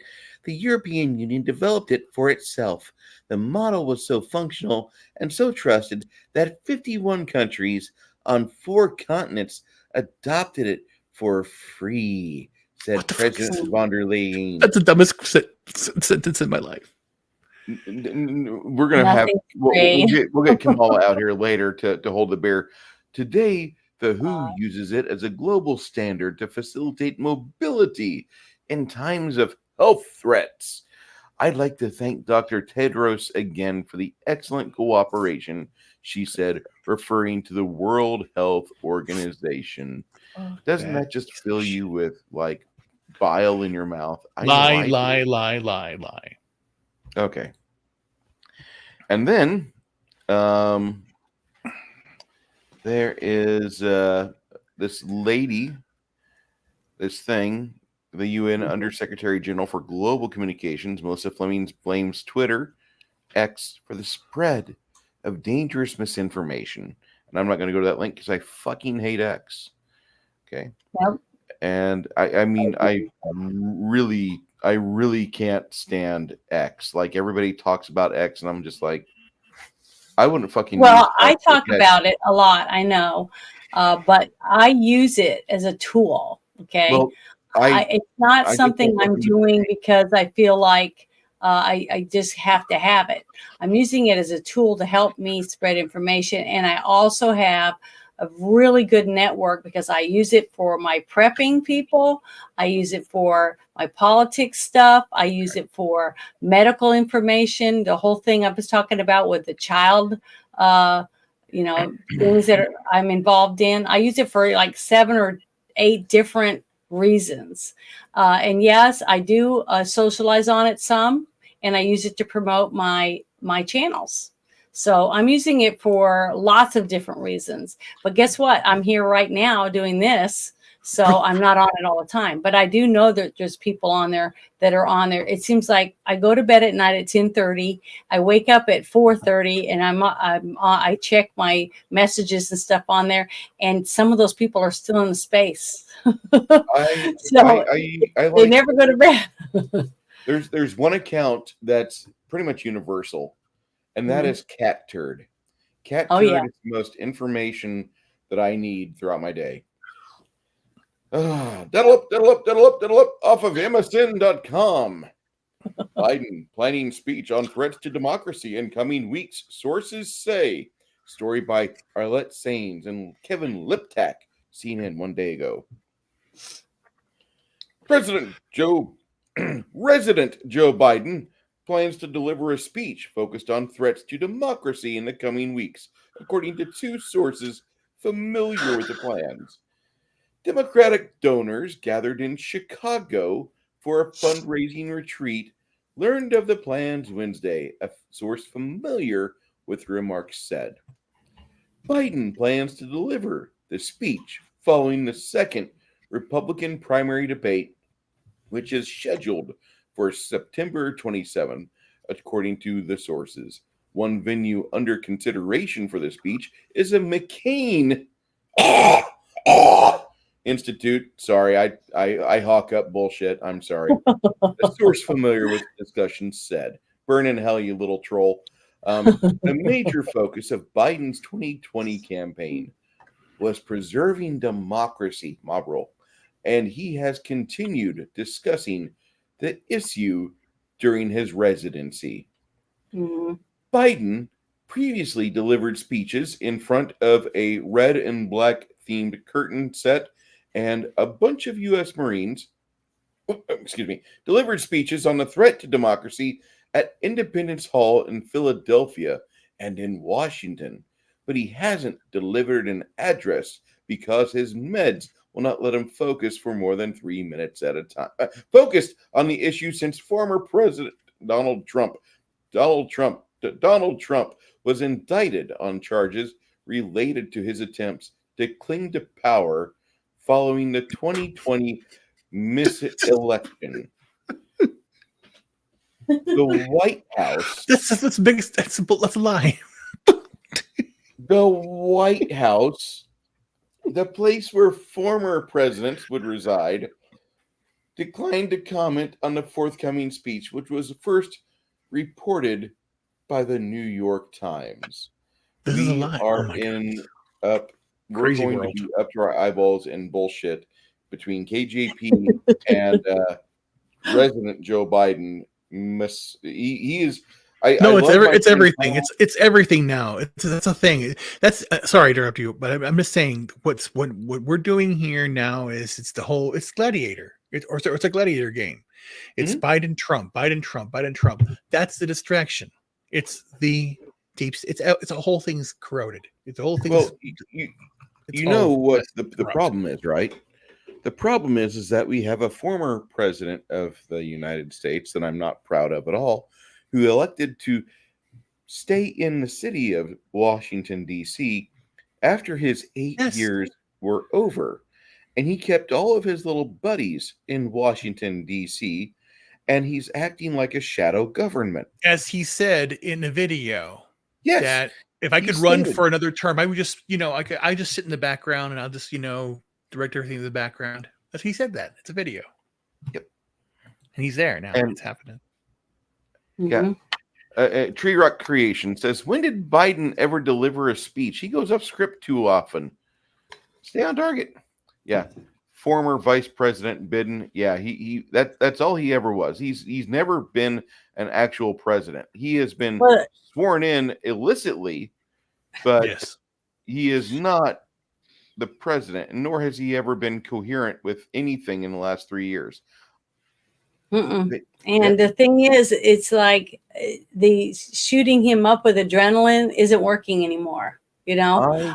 He's lasting maybe 5 minutes before he starts going, whoa, whatever. So, they're about to give him the 25th. So I love it.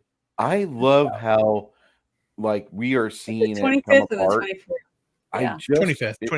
25th. I really think that if we were to be able to just alter his medication plan for the day, and instead of him receiving his entire battery of medications, which he is supposed to be under, he received none of them. I want to see this man shitting himself, unable to remember already his doing that. name, unable to. He's already doing that. He's already doing that, but I want it cranked up to 11.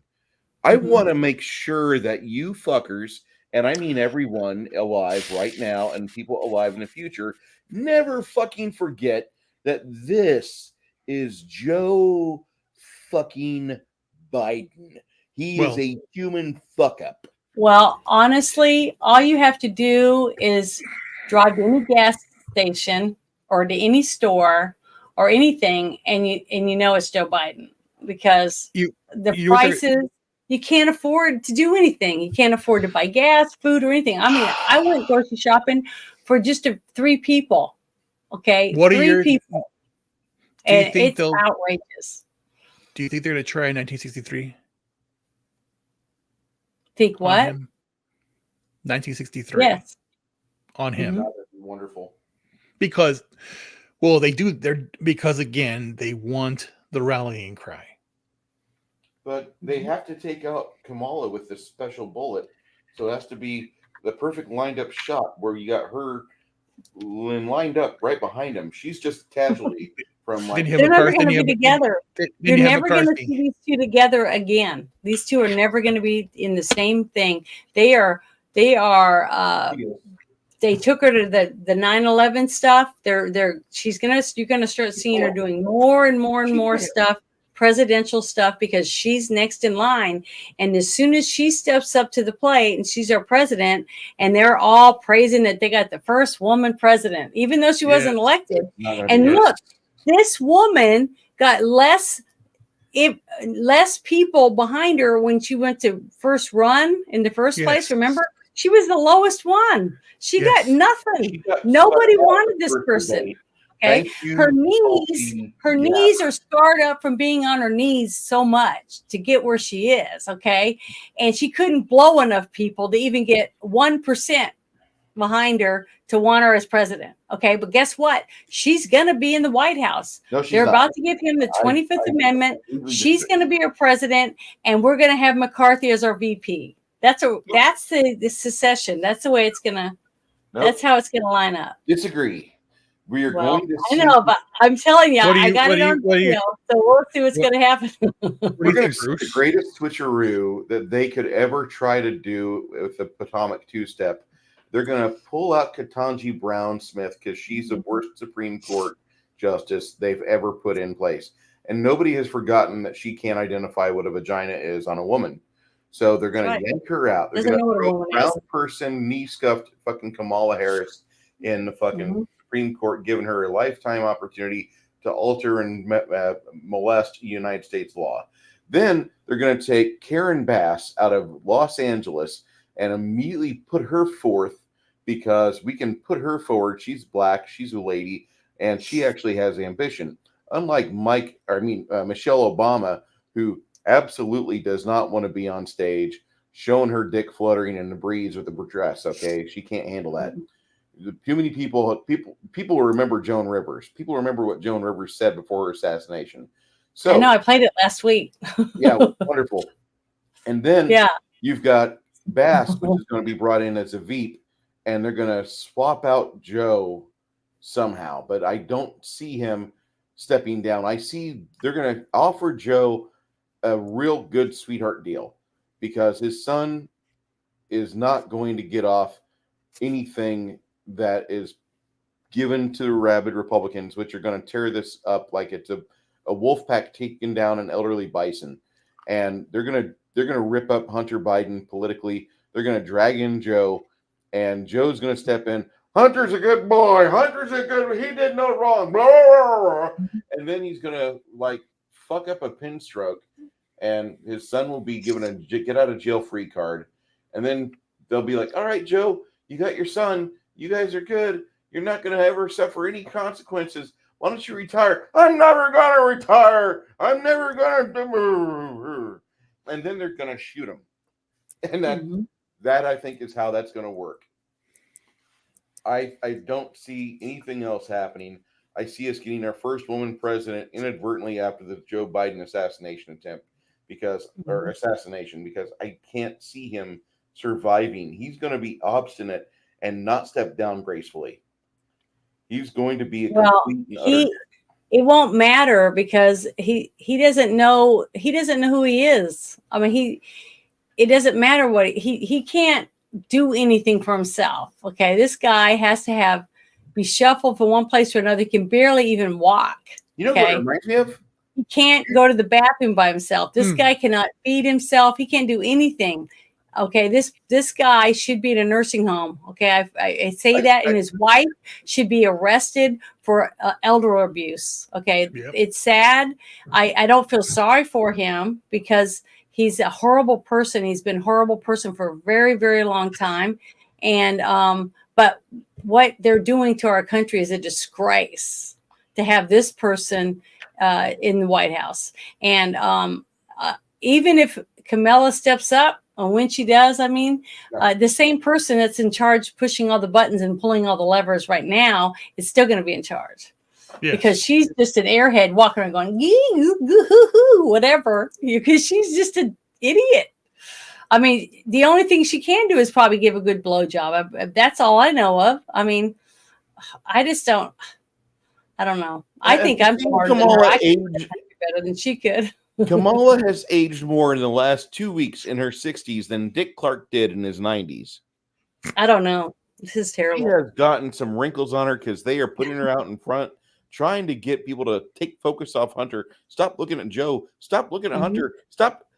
Hey, look. Here's a shiny thing. Here's Kamala Harris. Look at her. Love her. She's going to be your next president. I mean, honestly, I won't be surprised or shocked if we see on national TV a giant spaceship land right in front of the White House and take Biden and put it in him and fly off. I mean, I swear, it wouldn't shock me in the least. That's where we are right now. We are in bizarre, The little bizarro ETs in world. Mexico come. Little guys. You know what I mean? Little ET guys. All of this shit is just, it's like I know, we're watching it's stupid. It's the Truman Show. You know, it's like the Truman Show is real and it's happening right now, and we're all living in it. We're all in it. Every one of us. We're in a snow globe that's being shaken and it's sitting down, and someone's watching us all. I don't know what it is. It's just shocking. And I hope that we can make it through it. That's all I can say. Is I don't see how we can fix this mess. I don't see how we're ever going to get out of debt. There's no way we could work for 100 years and never pay back the trillions and trillions and trillions of dollars in debt that we are. Right. You know, I just don't see how we're going to fix it. I just don't see it. I want to see it.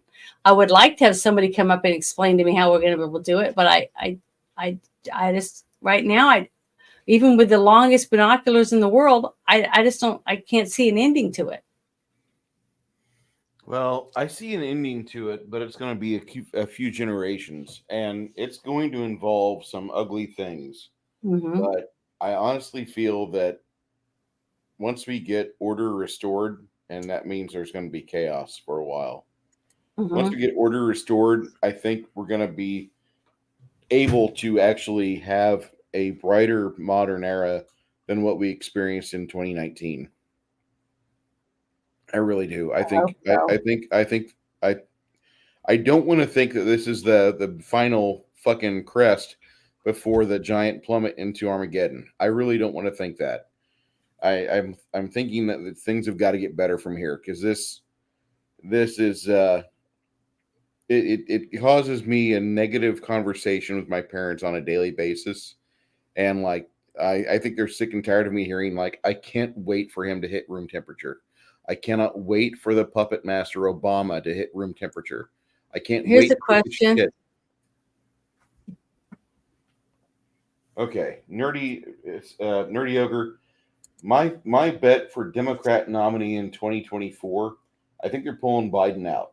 I think they're going to, one way or another, they're going to remove him.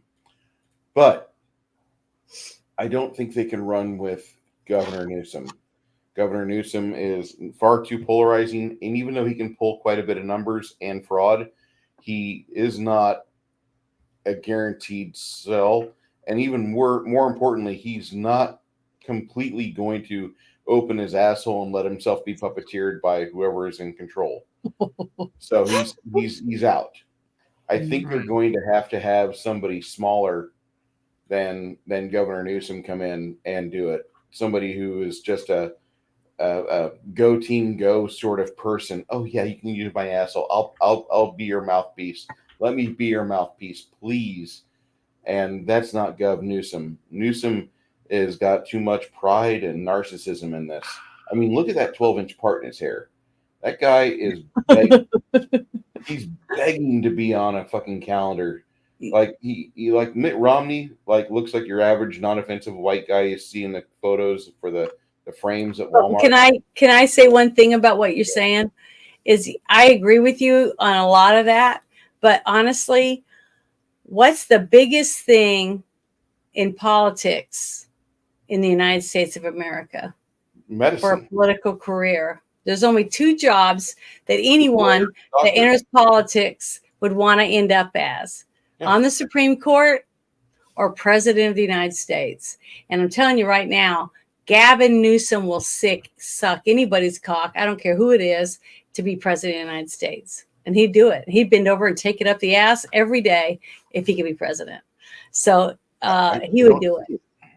I see him as a narcissist. I really see him as a. He should be Obama's bitch. Say again. I mean, it may sound bad coming from me, but I'm telling you, then he will have an affair with Obama. I think that's who's going to be on the ticket. That's who I. Obama? No, Gavin Newsom. Gavin Newsom. I think it's more Karen Bass. Karen Bass is more marketable. She's more willing to. She's the mayor of LA. Yeah, I just don't think it's, she might be VP. She might be VP with Gavin Newsom. That'd be a ticket. And I think that's a big one. That's a powerhouse. They can't do that. That's a powerhouse ticket. They can't do that. Yeah. Oh, because they're from the same spot? Yep. Yeah. Wow. I mean, she's the governor of the largest city in California, and she's the mayor of the mayor. Yeah. He's the fucking gov. So they could probably Oprah and Big Mike. They could probably pull There you go. Bass. If they put Karen Bass out front, they could probably run some guy that's absolutely like the best insurance possible for Veep, and that would be Tim Kaine. Tim Kaine can be brought back in his 70s. He'll do it for 4 years. Tim Kaine. Because I've heard rumors that Hillary might do it. No. And a few things, but I don't think it's going to be. I don't think it's going to be Michelle Obama. I really don't. I know Hillary. I'm almost 100% Hillary won't be in it. She barely survived what happened to her with the whole Trump fiasco. The woman was pretty much in a coma every day, was taking so many pills just to survive because she was about to blow a gasket at every event that she went to. They couldn't give her enough drugs to calm her down unless they wanted to drag her around or put her in a wheelbarrow and drag her around. That was basically what was going to happen. But I don't think Michael Obama is going to run. I really don't. But I really do think it's going to be.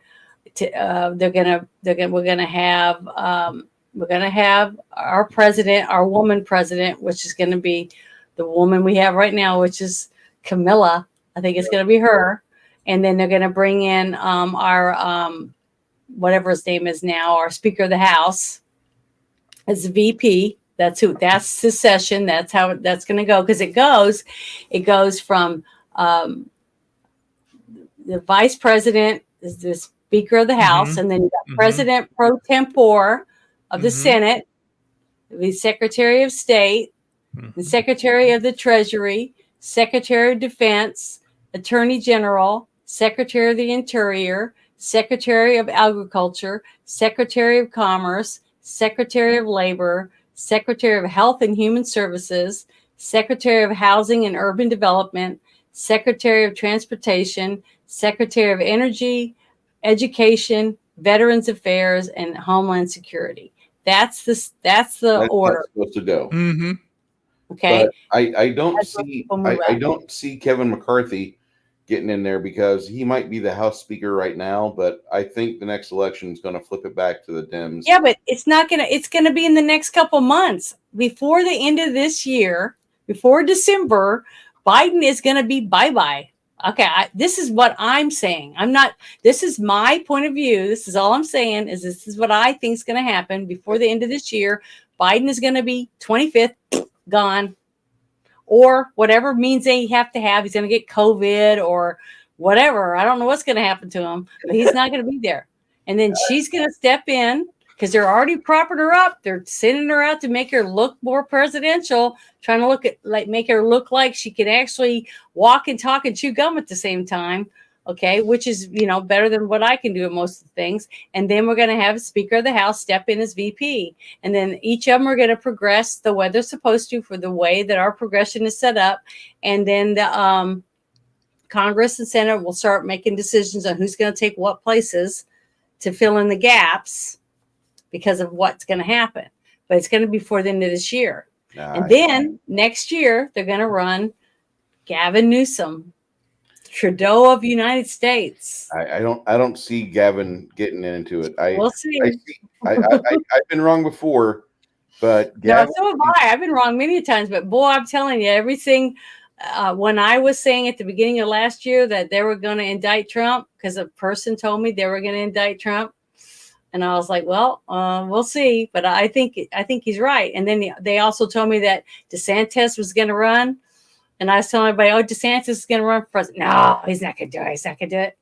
Well, that's 2 so far. And the third thing is this, exactly what I'm saying, that Biden's going to get chucked under the bus before the end of this year. And we're going to have Kamala, because that's going to be a notch in the belt of the left. They had the first woman president. It doesn't matter whether she was elected or not. So we'll see. I hope I'm wrong. I really do, but I don't think so. I mean, I can't do anything about it. This is beyond my pay grade, but It's beyond all of us. That's the sad fact. That's so sad, because like I watched her try to describe life with a yellow school bus, and I thought, this is how far you can get for sucking good dick. I've got a video pulled up. A memory. You guys might have memory hold this. Okay, I'm gonna. Oh yeah, this is it. This is what I'm saying. They drugged her up so much she could barely walk, but boy, her gaskets were still wanting to explode because she just wanted to kill everyone. Yeah. Look at her. Yep. Slab of It's beef. amazing she didn't have a stroke Yep. from all the drugs they were putting in her to keep her from killing someone. Look at her. She can't even walk. I mean, she's like Weekend at Bernie's at Sanders or whatever that it was. Weekend at Bernie's or whatever. Yeah, that's her. Look at her. Slab of beef. Slab of beef. If That's I like, Google slab of beef, where's this is the what beef? comes up. Yeah, where's the beef? Yeah, it was terrible. I really love that video, by the way. Oh, Trump roast. Not Trump. Just watching Hillary getting manhandled. Oh yeah. And you know, the other day, the other video I liked of Hillary was on September 12th of 2012. Yeah, I think it was 2012, because that was the day after Benghazi attack, where they said, oh, well, they watched a bad video and they got offended. And then Hillary shows up on television the next day looking like she had role played as Whitney Houston to Bobby Brown, and he dribbled her down the stairs. I mean, she was black and blue. I'm not a guy that like really enjoys the idea of women beating. Some cunts deserve it. And that is one lady that whenever I saw her looking like fucking Harry Reid after his brother beat the shit out of him. The thing is, I think she's one of those people that does that to herself. She said she fell down some stairs the day after. I know, but I've seen people so angry that they've thrown themselves downstairs, throw themselves into furniture, things like that, because their temper is so bad. And that's what I'm saying. I think that's why they had to keep her drugged up as much as they could, because she has a horrible temper. She's just a horrible, horrible witch. This woman is a witch. And Joe's atmosphere is correct. Tulsi nuked her on television, first debate, didn't even have a whole percentage point of people behind her. And you almost got to see Kamala Harris cry on national television. I don't know how she did it, but she was like at that verge where she almost broke down in public. It was joy. And You're talking about Hillary? No, we're talking about Tulsi Gabbard nuking, absolutely just leaving a blast crater where Kamala Harris was, because Tulsi Gabbard did her homework and just obliterated Kamala Harris on that first debate. And then we never. Oh yeah, Kamala, she can barely even. She can't do anything basically. This woman, I don't know how she does anything by herself. I mean, nothing. She does nothing by herself. I'm sure she has somebody come and run her own card at the ATM for her because she can't remember the numbers. I'm serious. Like that, she's good at one thing and one thing only. We all know what that was. Willie Brown. Well, hey, don't knock it till you try it, I guess. I mean, if I could do that, maybe I would decide to do that. If I could make money and move up in the world to, just See, here I was these wishing guys. to find a nice oil tycoon. It's terrible. But I don't know. I don't understand it. I don't understand how we let it get this bad. I mean, I wish I knew more about it. I wish I paid more attention.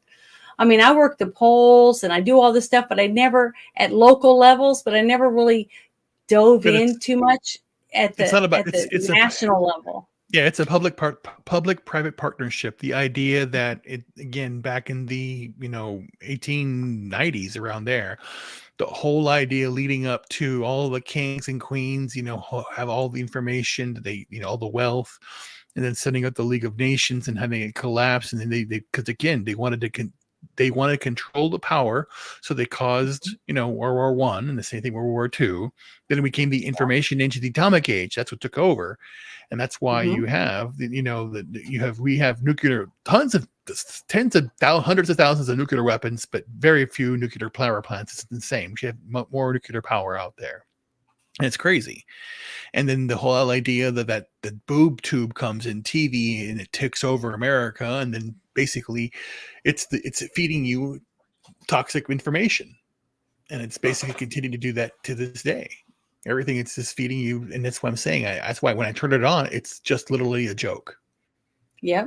And or when I'm looking at it, because I go to the gym now, and I purposely take my glasses off because I don't want to, because the TV screens are all up there, and I look at it and going, "What the hell's that?" It's just like weird. I'm not listening to what it says, and when I do catch it, when I watch by a television, I see it. It just looks so phony. It's just so just show. It's just like propaganda. 1984. Yeah. Have you read the book? Just kidding. No, I don't want to. Honestly, I don't want to know the ending.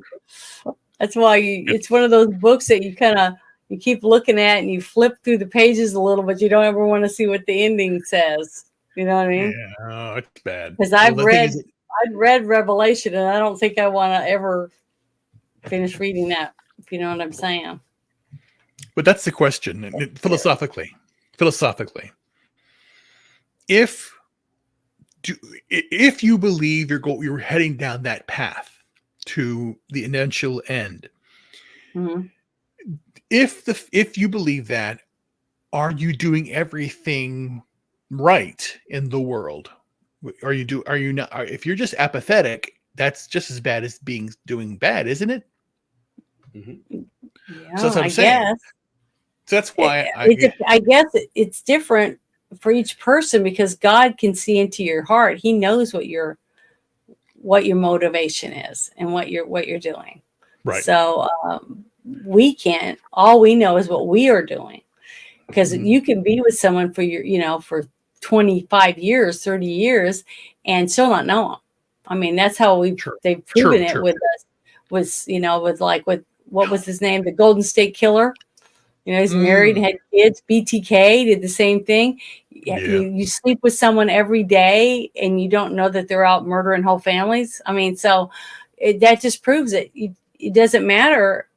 You can be with someone every day and not know them. The only one that knows you is God. That's it. That's in yourself. You know who you are. Or you wouldn't be able to sneak. If you're sneaking around to do stuff, you're doing something you shouldn't, right? So. Very true. Yeah. Very true.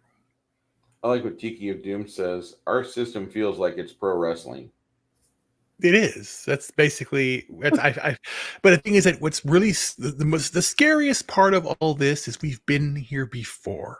If you look at history, it's every generation or every 3 generations forgets what happened.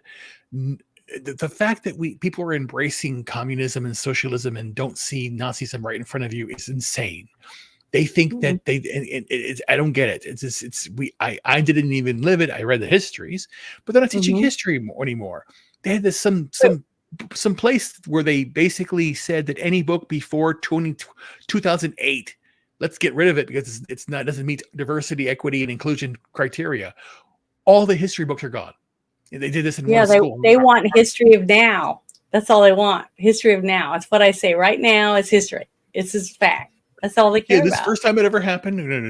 Like the idea that nobody but us called out the fact when Jennifer Lawrence says she was the first woman to lead an action role.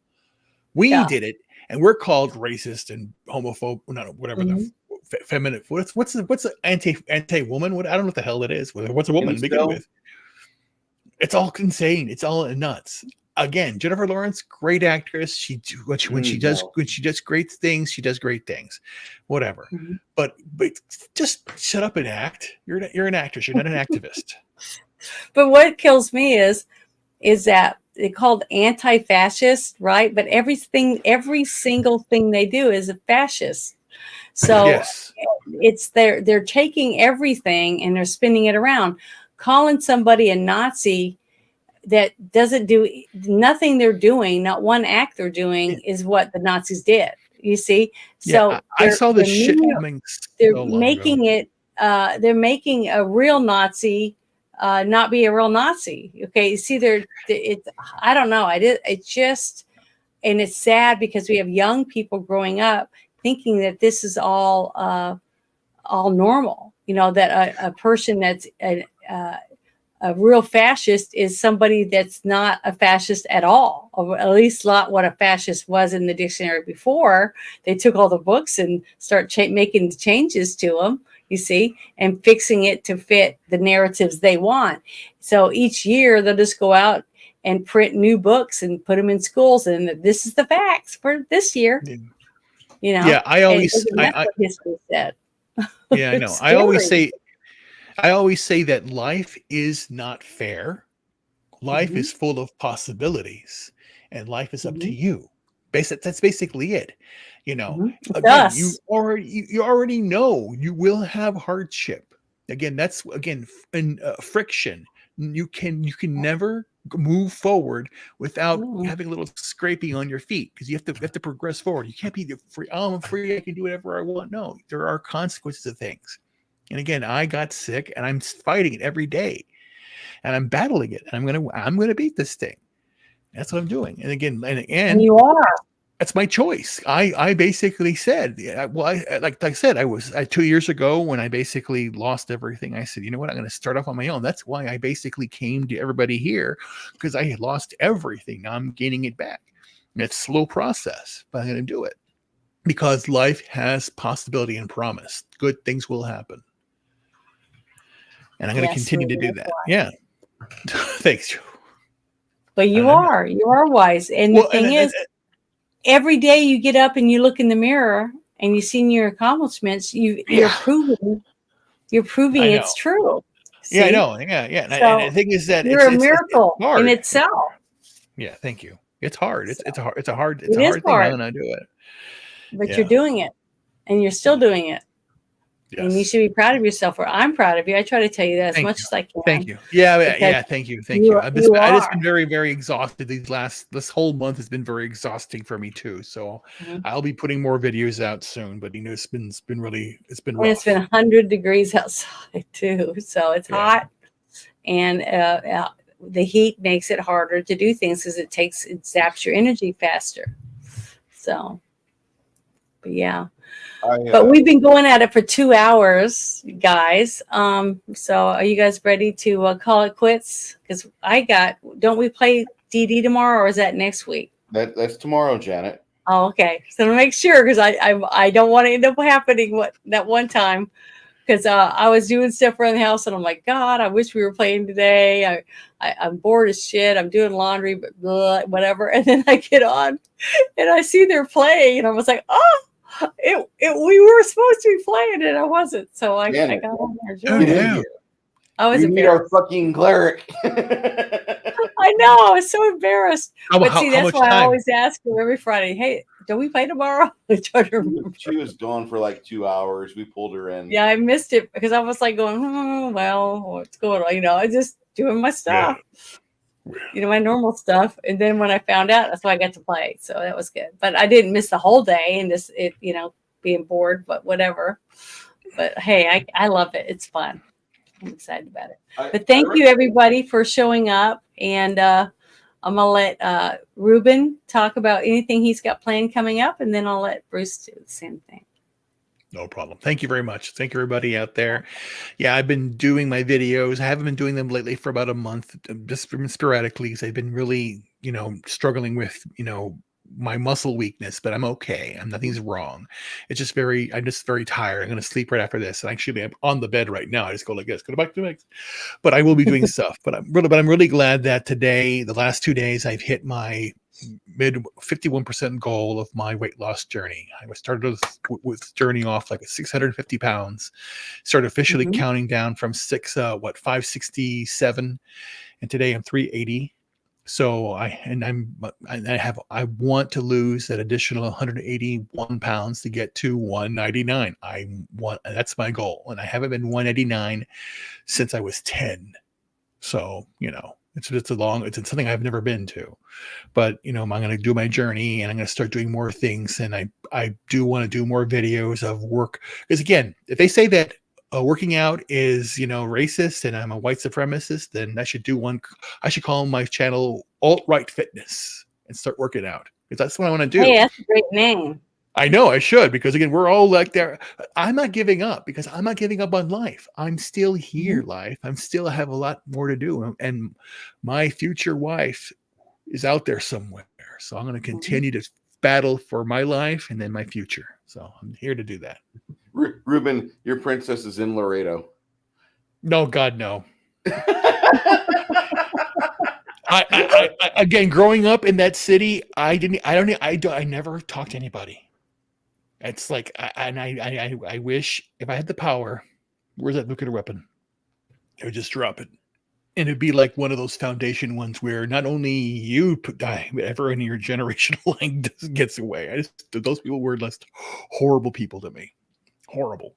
I get it. I'm from Illinois, and there's a lot of nice people in Illinois. One of my acquaintances, Nick Weiser, is up in the northern part of the state, and I keep praying for him and his family to move the hell out, because whenever I do win the lottery, I'm going to build a giant wall around Illinois and flood it. Maybe lava. Just buy Illinois and burn it to the ground. The next fire's coming right now. Just gotta get rid of Governor Fatso, and then the next shitty governor that's scheduled to go to prison, because Illinois has a proud tradition of sending its governors to prison for the perp walk after they've served their term in office. It's amazing. We had four in the system at one point. It was great, and I just got to say, like, that was a special moment in time, and nobody learned. We just kept, hey, these guys have been fucking up the state for decades. Let's hire more Democrats. They seem to be known. They know how to do this, right? Yeah. Just put it right in the middle of the mountain. Just land a plane, nose first, 700 mile per hour, middle of the mountain. No, it'll be fine. It'll buff out. And that's what they keep saying about the economy. It'll be fine. It'll be okay. You'll have your jobs. No, you won't. You can have jobs. You won't have the ability to buy food for your kids. You won't have money to pay for your electricity. Anyway, my name is Bruce, and that was my friend Ruben down below me here. That guy, listen, do me a favor, subscribe to his channel. He's got some real inspiring stuff going on in his life. He doesn't really talk about it much, but he's got some good stuff that goes on, and he probably could throw a little bit more positivity out there by just talking about things. He's a pretty good guy, very quiet, very, very mild-mannered. Should be like what most men aspire to be. Don't be a braggart like me. Don't be a loudmouth like I am. That's just bad for you. You get in fights more often. You end up fired more often. Your job is like, we can't handle your mouth. You're done.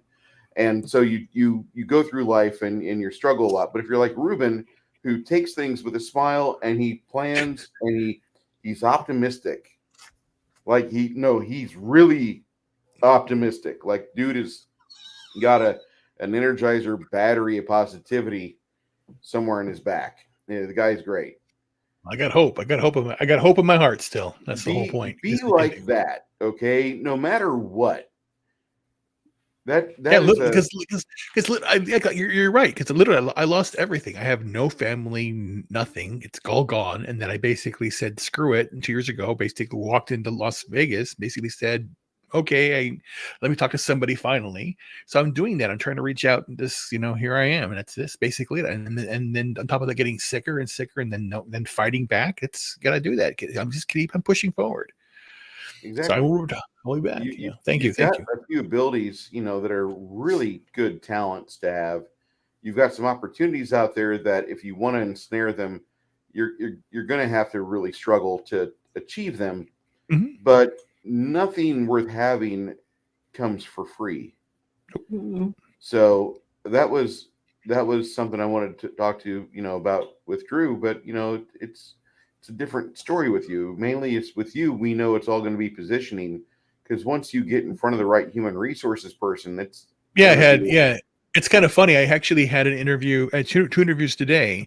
One was a firm who needs some products to be developed, and for technology. And I said, "Yeah, I can do this for you. See what's out there, and I can do that. I'll do my subcontracting."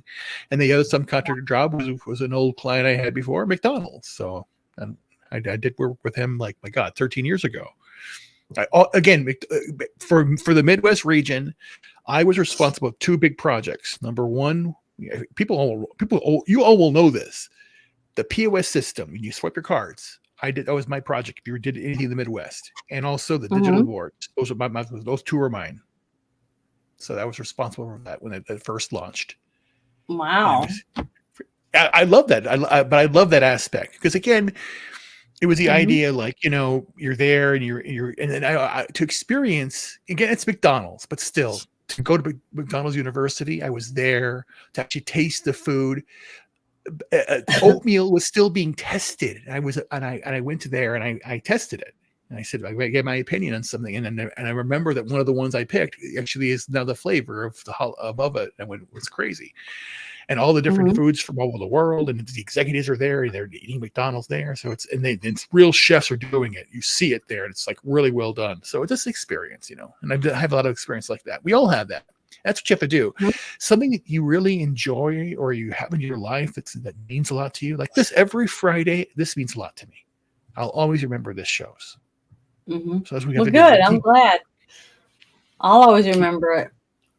Tomorrow we're going to be playing some Pathfinder 3rd edition Dungeons and Dragons over on my channel. Our friend here, Miss Janet from Another Planet, is going to be our party cleric. One of our party clerics. We have 2. I believe in doing things big and going full bore. So we've got like a party of 8 people, and that's double the size of what normal modern tabletop RPGs is.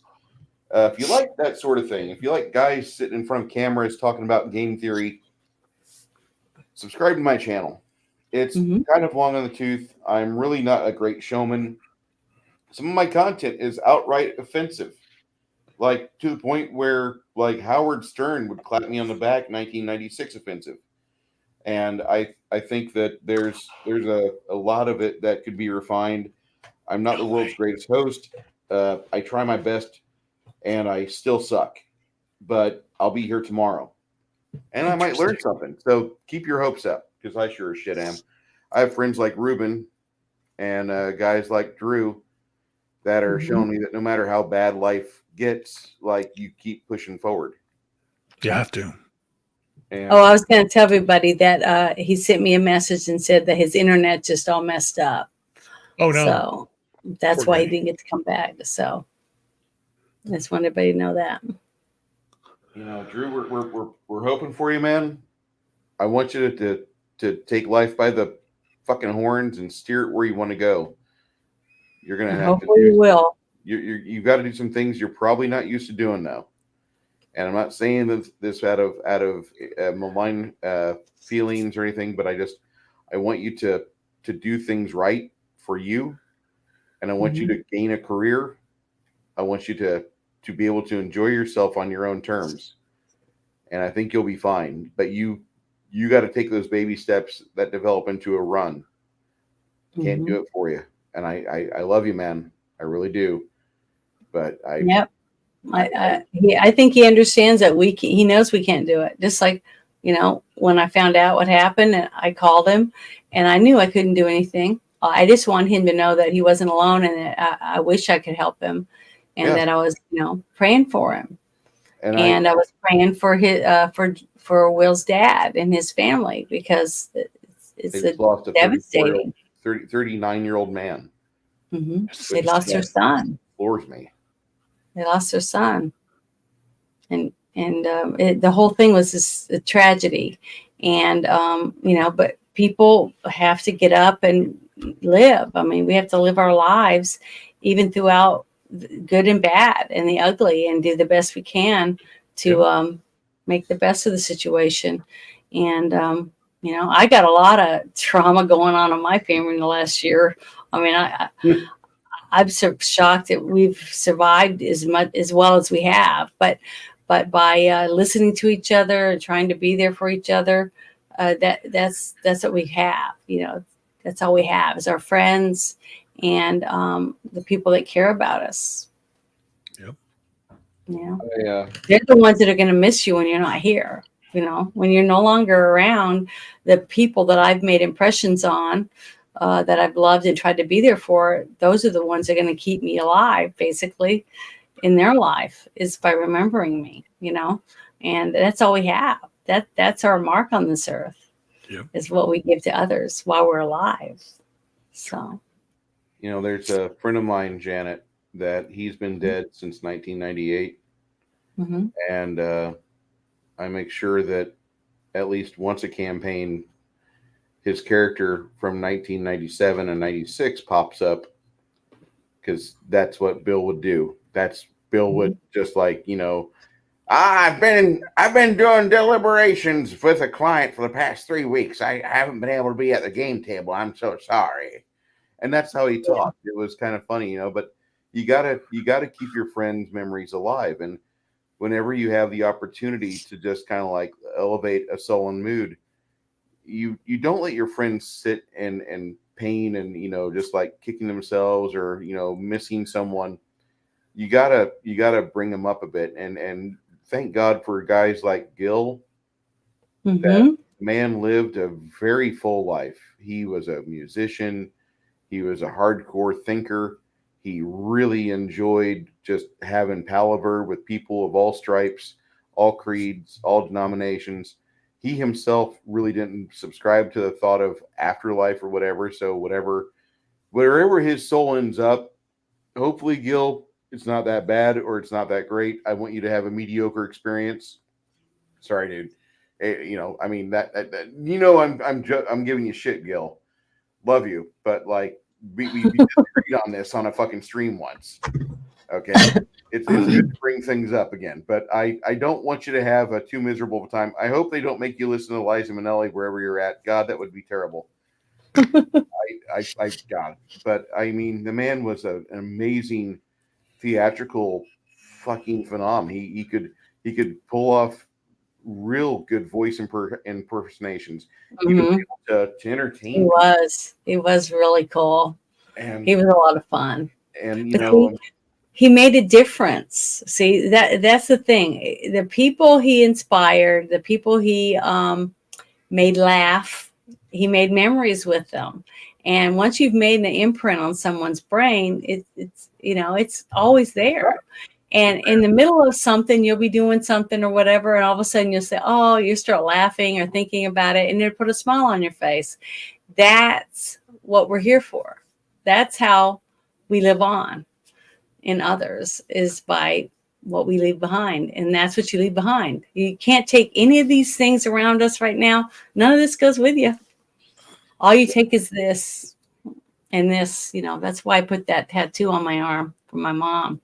Mm-hmm. It's to tell me every day when I see it and when I hug people that, I still remember her. I still think about her every day. And I hopefully I can remember all the way until I meet her again in heaven. So. And that's really, I'm not trying to solicit Christianity here, mm-hmm. but I mean, that's the one thing about Christianity that it took me my uncle's death in 2017 to understand the theory of Christianity, which is if you regret the things with a sullen, sunken, ashamed heart, you're like, I really fucked up some things. I'd like to be absolved of these actions here explicitly, and maybe those others that didn't quite please you so much either. If you manage to do that, and if it's, this sounds, walk with me, kids. If Christianity is true, if it's right, you get this really impressive return on this emotional investment where you have the potential of eternity with the guarantee or guarantor of that agreement. Okay. So that's really not a bad deal. And I said, if it's true, because I've got to have this statement follow. Even if Christianity is only an opiate for the masses, as some in the past have declared it may be, even if that's all it is, you still went through life not trying to be a dick, pissing everybody's Wheaties, and generally step on other people to get ahead. So you were basically a really good person and should be still talked fondly about when spirits and good liqueurs are involved. At the very bare minimum, going through life like that's not a bad thing after all. And if all that's required, if the only payment required is, I believe, well, shit, that's a hell of a deal. I don't know of any other belief system that has such a thing, And I mean, nothing against the Muslims, guys. I'm speaking honestly. The last thing I want to do is be in a paradise with a virgin that's constantly virgin. That means that she has no idea what the fuck her body's doing. I don't know about the rest of you people. This is not a good thing. Having to reassure somebody it's okay to fart during sex is like, I'm just saying, like, we went off the rails here, Bruce. Let's stop. Okay. So I just want you guys to understand, like, just go with that entire, like, forgiveness thing. Go with that. That's better. Don't go with 72 virgins, because 72 voices asking you, do I look fat? Am I fat? Do I look fat? Don't. No, that's not a way to end. That's not a way to spend eternity. You hear that bombarded question all the time. Do you think I'm fat? Do you actually think I'm pretty? Oh my God, this is terrible. No, don't do that. Okay. Should I finish with Fauci? Well, I just wanted to say first that Sunday night we're going to be watching Dune, the original Dune, right? Wasn't it the first one? The 1984 version, the David Lynch Dune. I wish it was David Cronenberg. It's David Lynch. It's the Lynch Dune, but it's the Spice Diver edit, which is 50 minutes longer than the theatrical release. Oh, yeah. It's on HBO. It's on HBO. It's on YouTube. Yes, HBO. Indeed. As David LePan would say, indeed. So, yes. Yeah, I'm already working on my costume. Oh, really? Can't wait. Yeah, for Monday night. Now I can't wait. If she shows up as a Bene Gesserit witch, I will do a somersault on camera. Well, don't get your hopes up for that one. Okay. But it's gonna be. It's really good. I've been working on it this morning. God in heaven. Okay, never mind. I love this movie. I absolutely love this movie. It was so good. I mean, it's the epitome of sci-fi to me. So, Chat, if you did not just fall in love with Janet, don't know what the problem is. I thought never mind. God darn it. The thing is that I love movies, and I love. Yeah, I want you to. Yes, my favorite character. I already imagine you my favorite character. Well, I have people still telling me that out of so far of everything they've seen, they love me as the bar wench still. That's their favorites. So I guess men just really like blondes, but oh well. Can't win everything. But the thing is, I do it because I like it. It's fun. I love, I love doing it. It's exciting. I'm looking forward to it. So that we're watching that Sunday night on my Discord. And then Monday we do the review. Monday we do the review, and Mm-hmm. that's my weekend. That's what I have planned. Ruben, if you're bored, you are invited to come watch it with us on Sunday night. Thank you. It's like right around 7 Central. Yeah, around Right? 7 Central. Oh, okay. So Gotcha. it might be 8. Wait, you're in Chirac, so we'll see. Yeah, let's see what happens. Yeah. We just like everybody just to be themselves and enjoy yourself. Oh, sure. Talk about what you like about the movie and what you don't like. No one Mhm. gets mad if somebody's doesn't like something that you like. I mean, because Bruce and I don't always agree on everything. I mean, we agree on a lot of things, but there's a lot of things that he really thinks is real important. And I'm like, whatever. I don't think that's that important, but it's okay. That's a good thing is when you accept someone for who they are and like them because they make their own decisions, be yourself. That's what I tell you all about. Maybe in 2 weeks we'll also watch Willy's Wonderland. Oh no, we won't. No, I wouldn't make it to it. I'm telling you, it's terrible. I will be throwing up before we get that far. I didn't even make it through 15 minutes. Okay, that's how bad it was. It was terrible. Terrible movie. It's the worst one I've ever seen in my life. So I don't want to see it. Cage film. There's too many good movies out for us to watch and have to watch something that bad. Did you ever see there's a review channel called Red Letter Media. I watch them quite frequently. Yeah, you told me about them. Okay, they had a review of Willy's Wonderland and the Banana Splits movie, which is basically the same movie but just done with actual like class and planning and money for sets and such.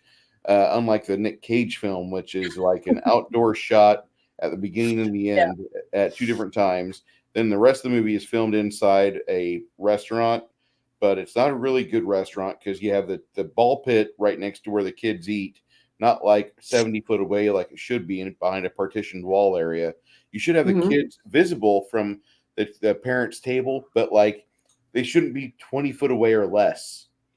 I've been to a few Showbiz pizzas in my life. I know how they're set up. I could probably draw one for you on an index card. I know how this goes. Mm-hmm.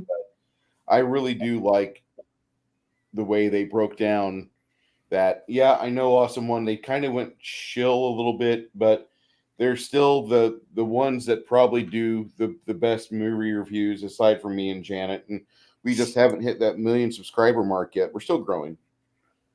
We're trying, and we're going to enjoy every minute of it. Oh boy, I love it. I'm not giving up. I ain't quitting. So, but I want to thank everyone that came and hung out with us tonight, and thank you for supporting us.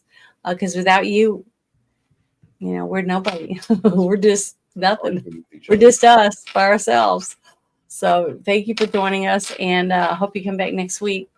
And I hope you join us Sunday and Monday and tomorrow if you want. Support Bruce's channel. But thank you guys very much.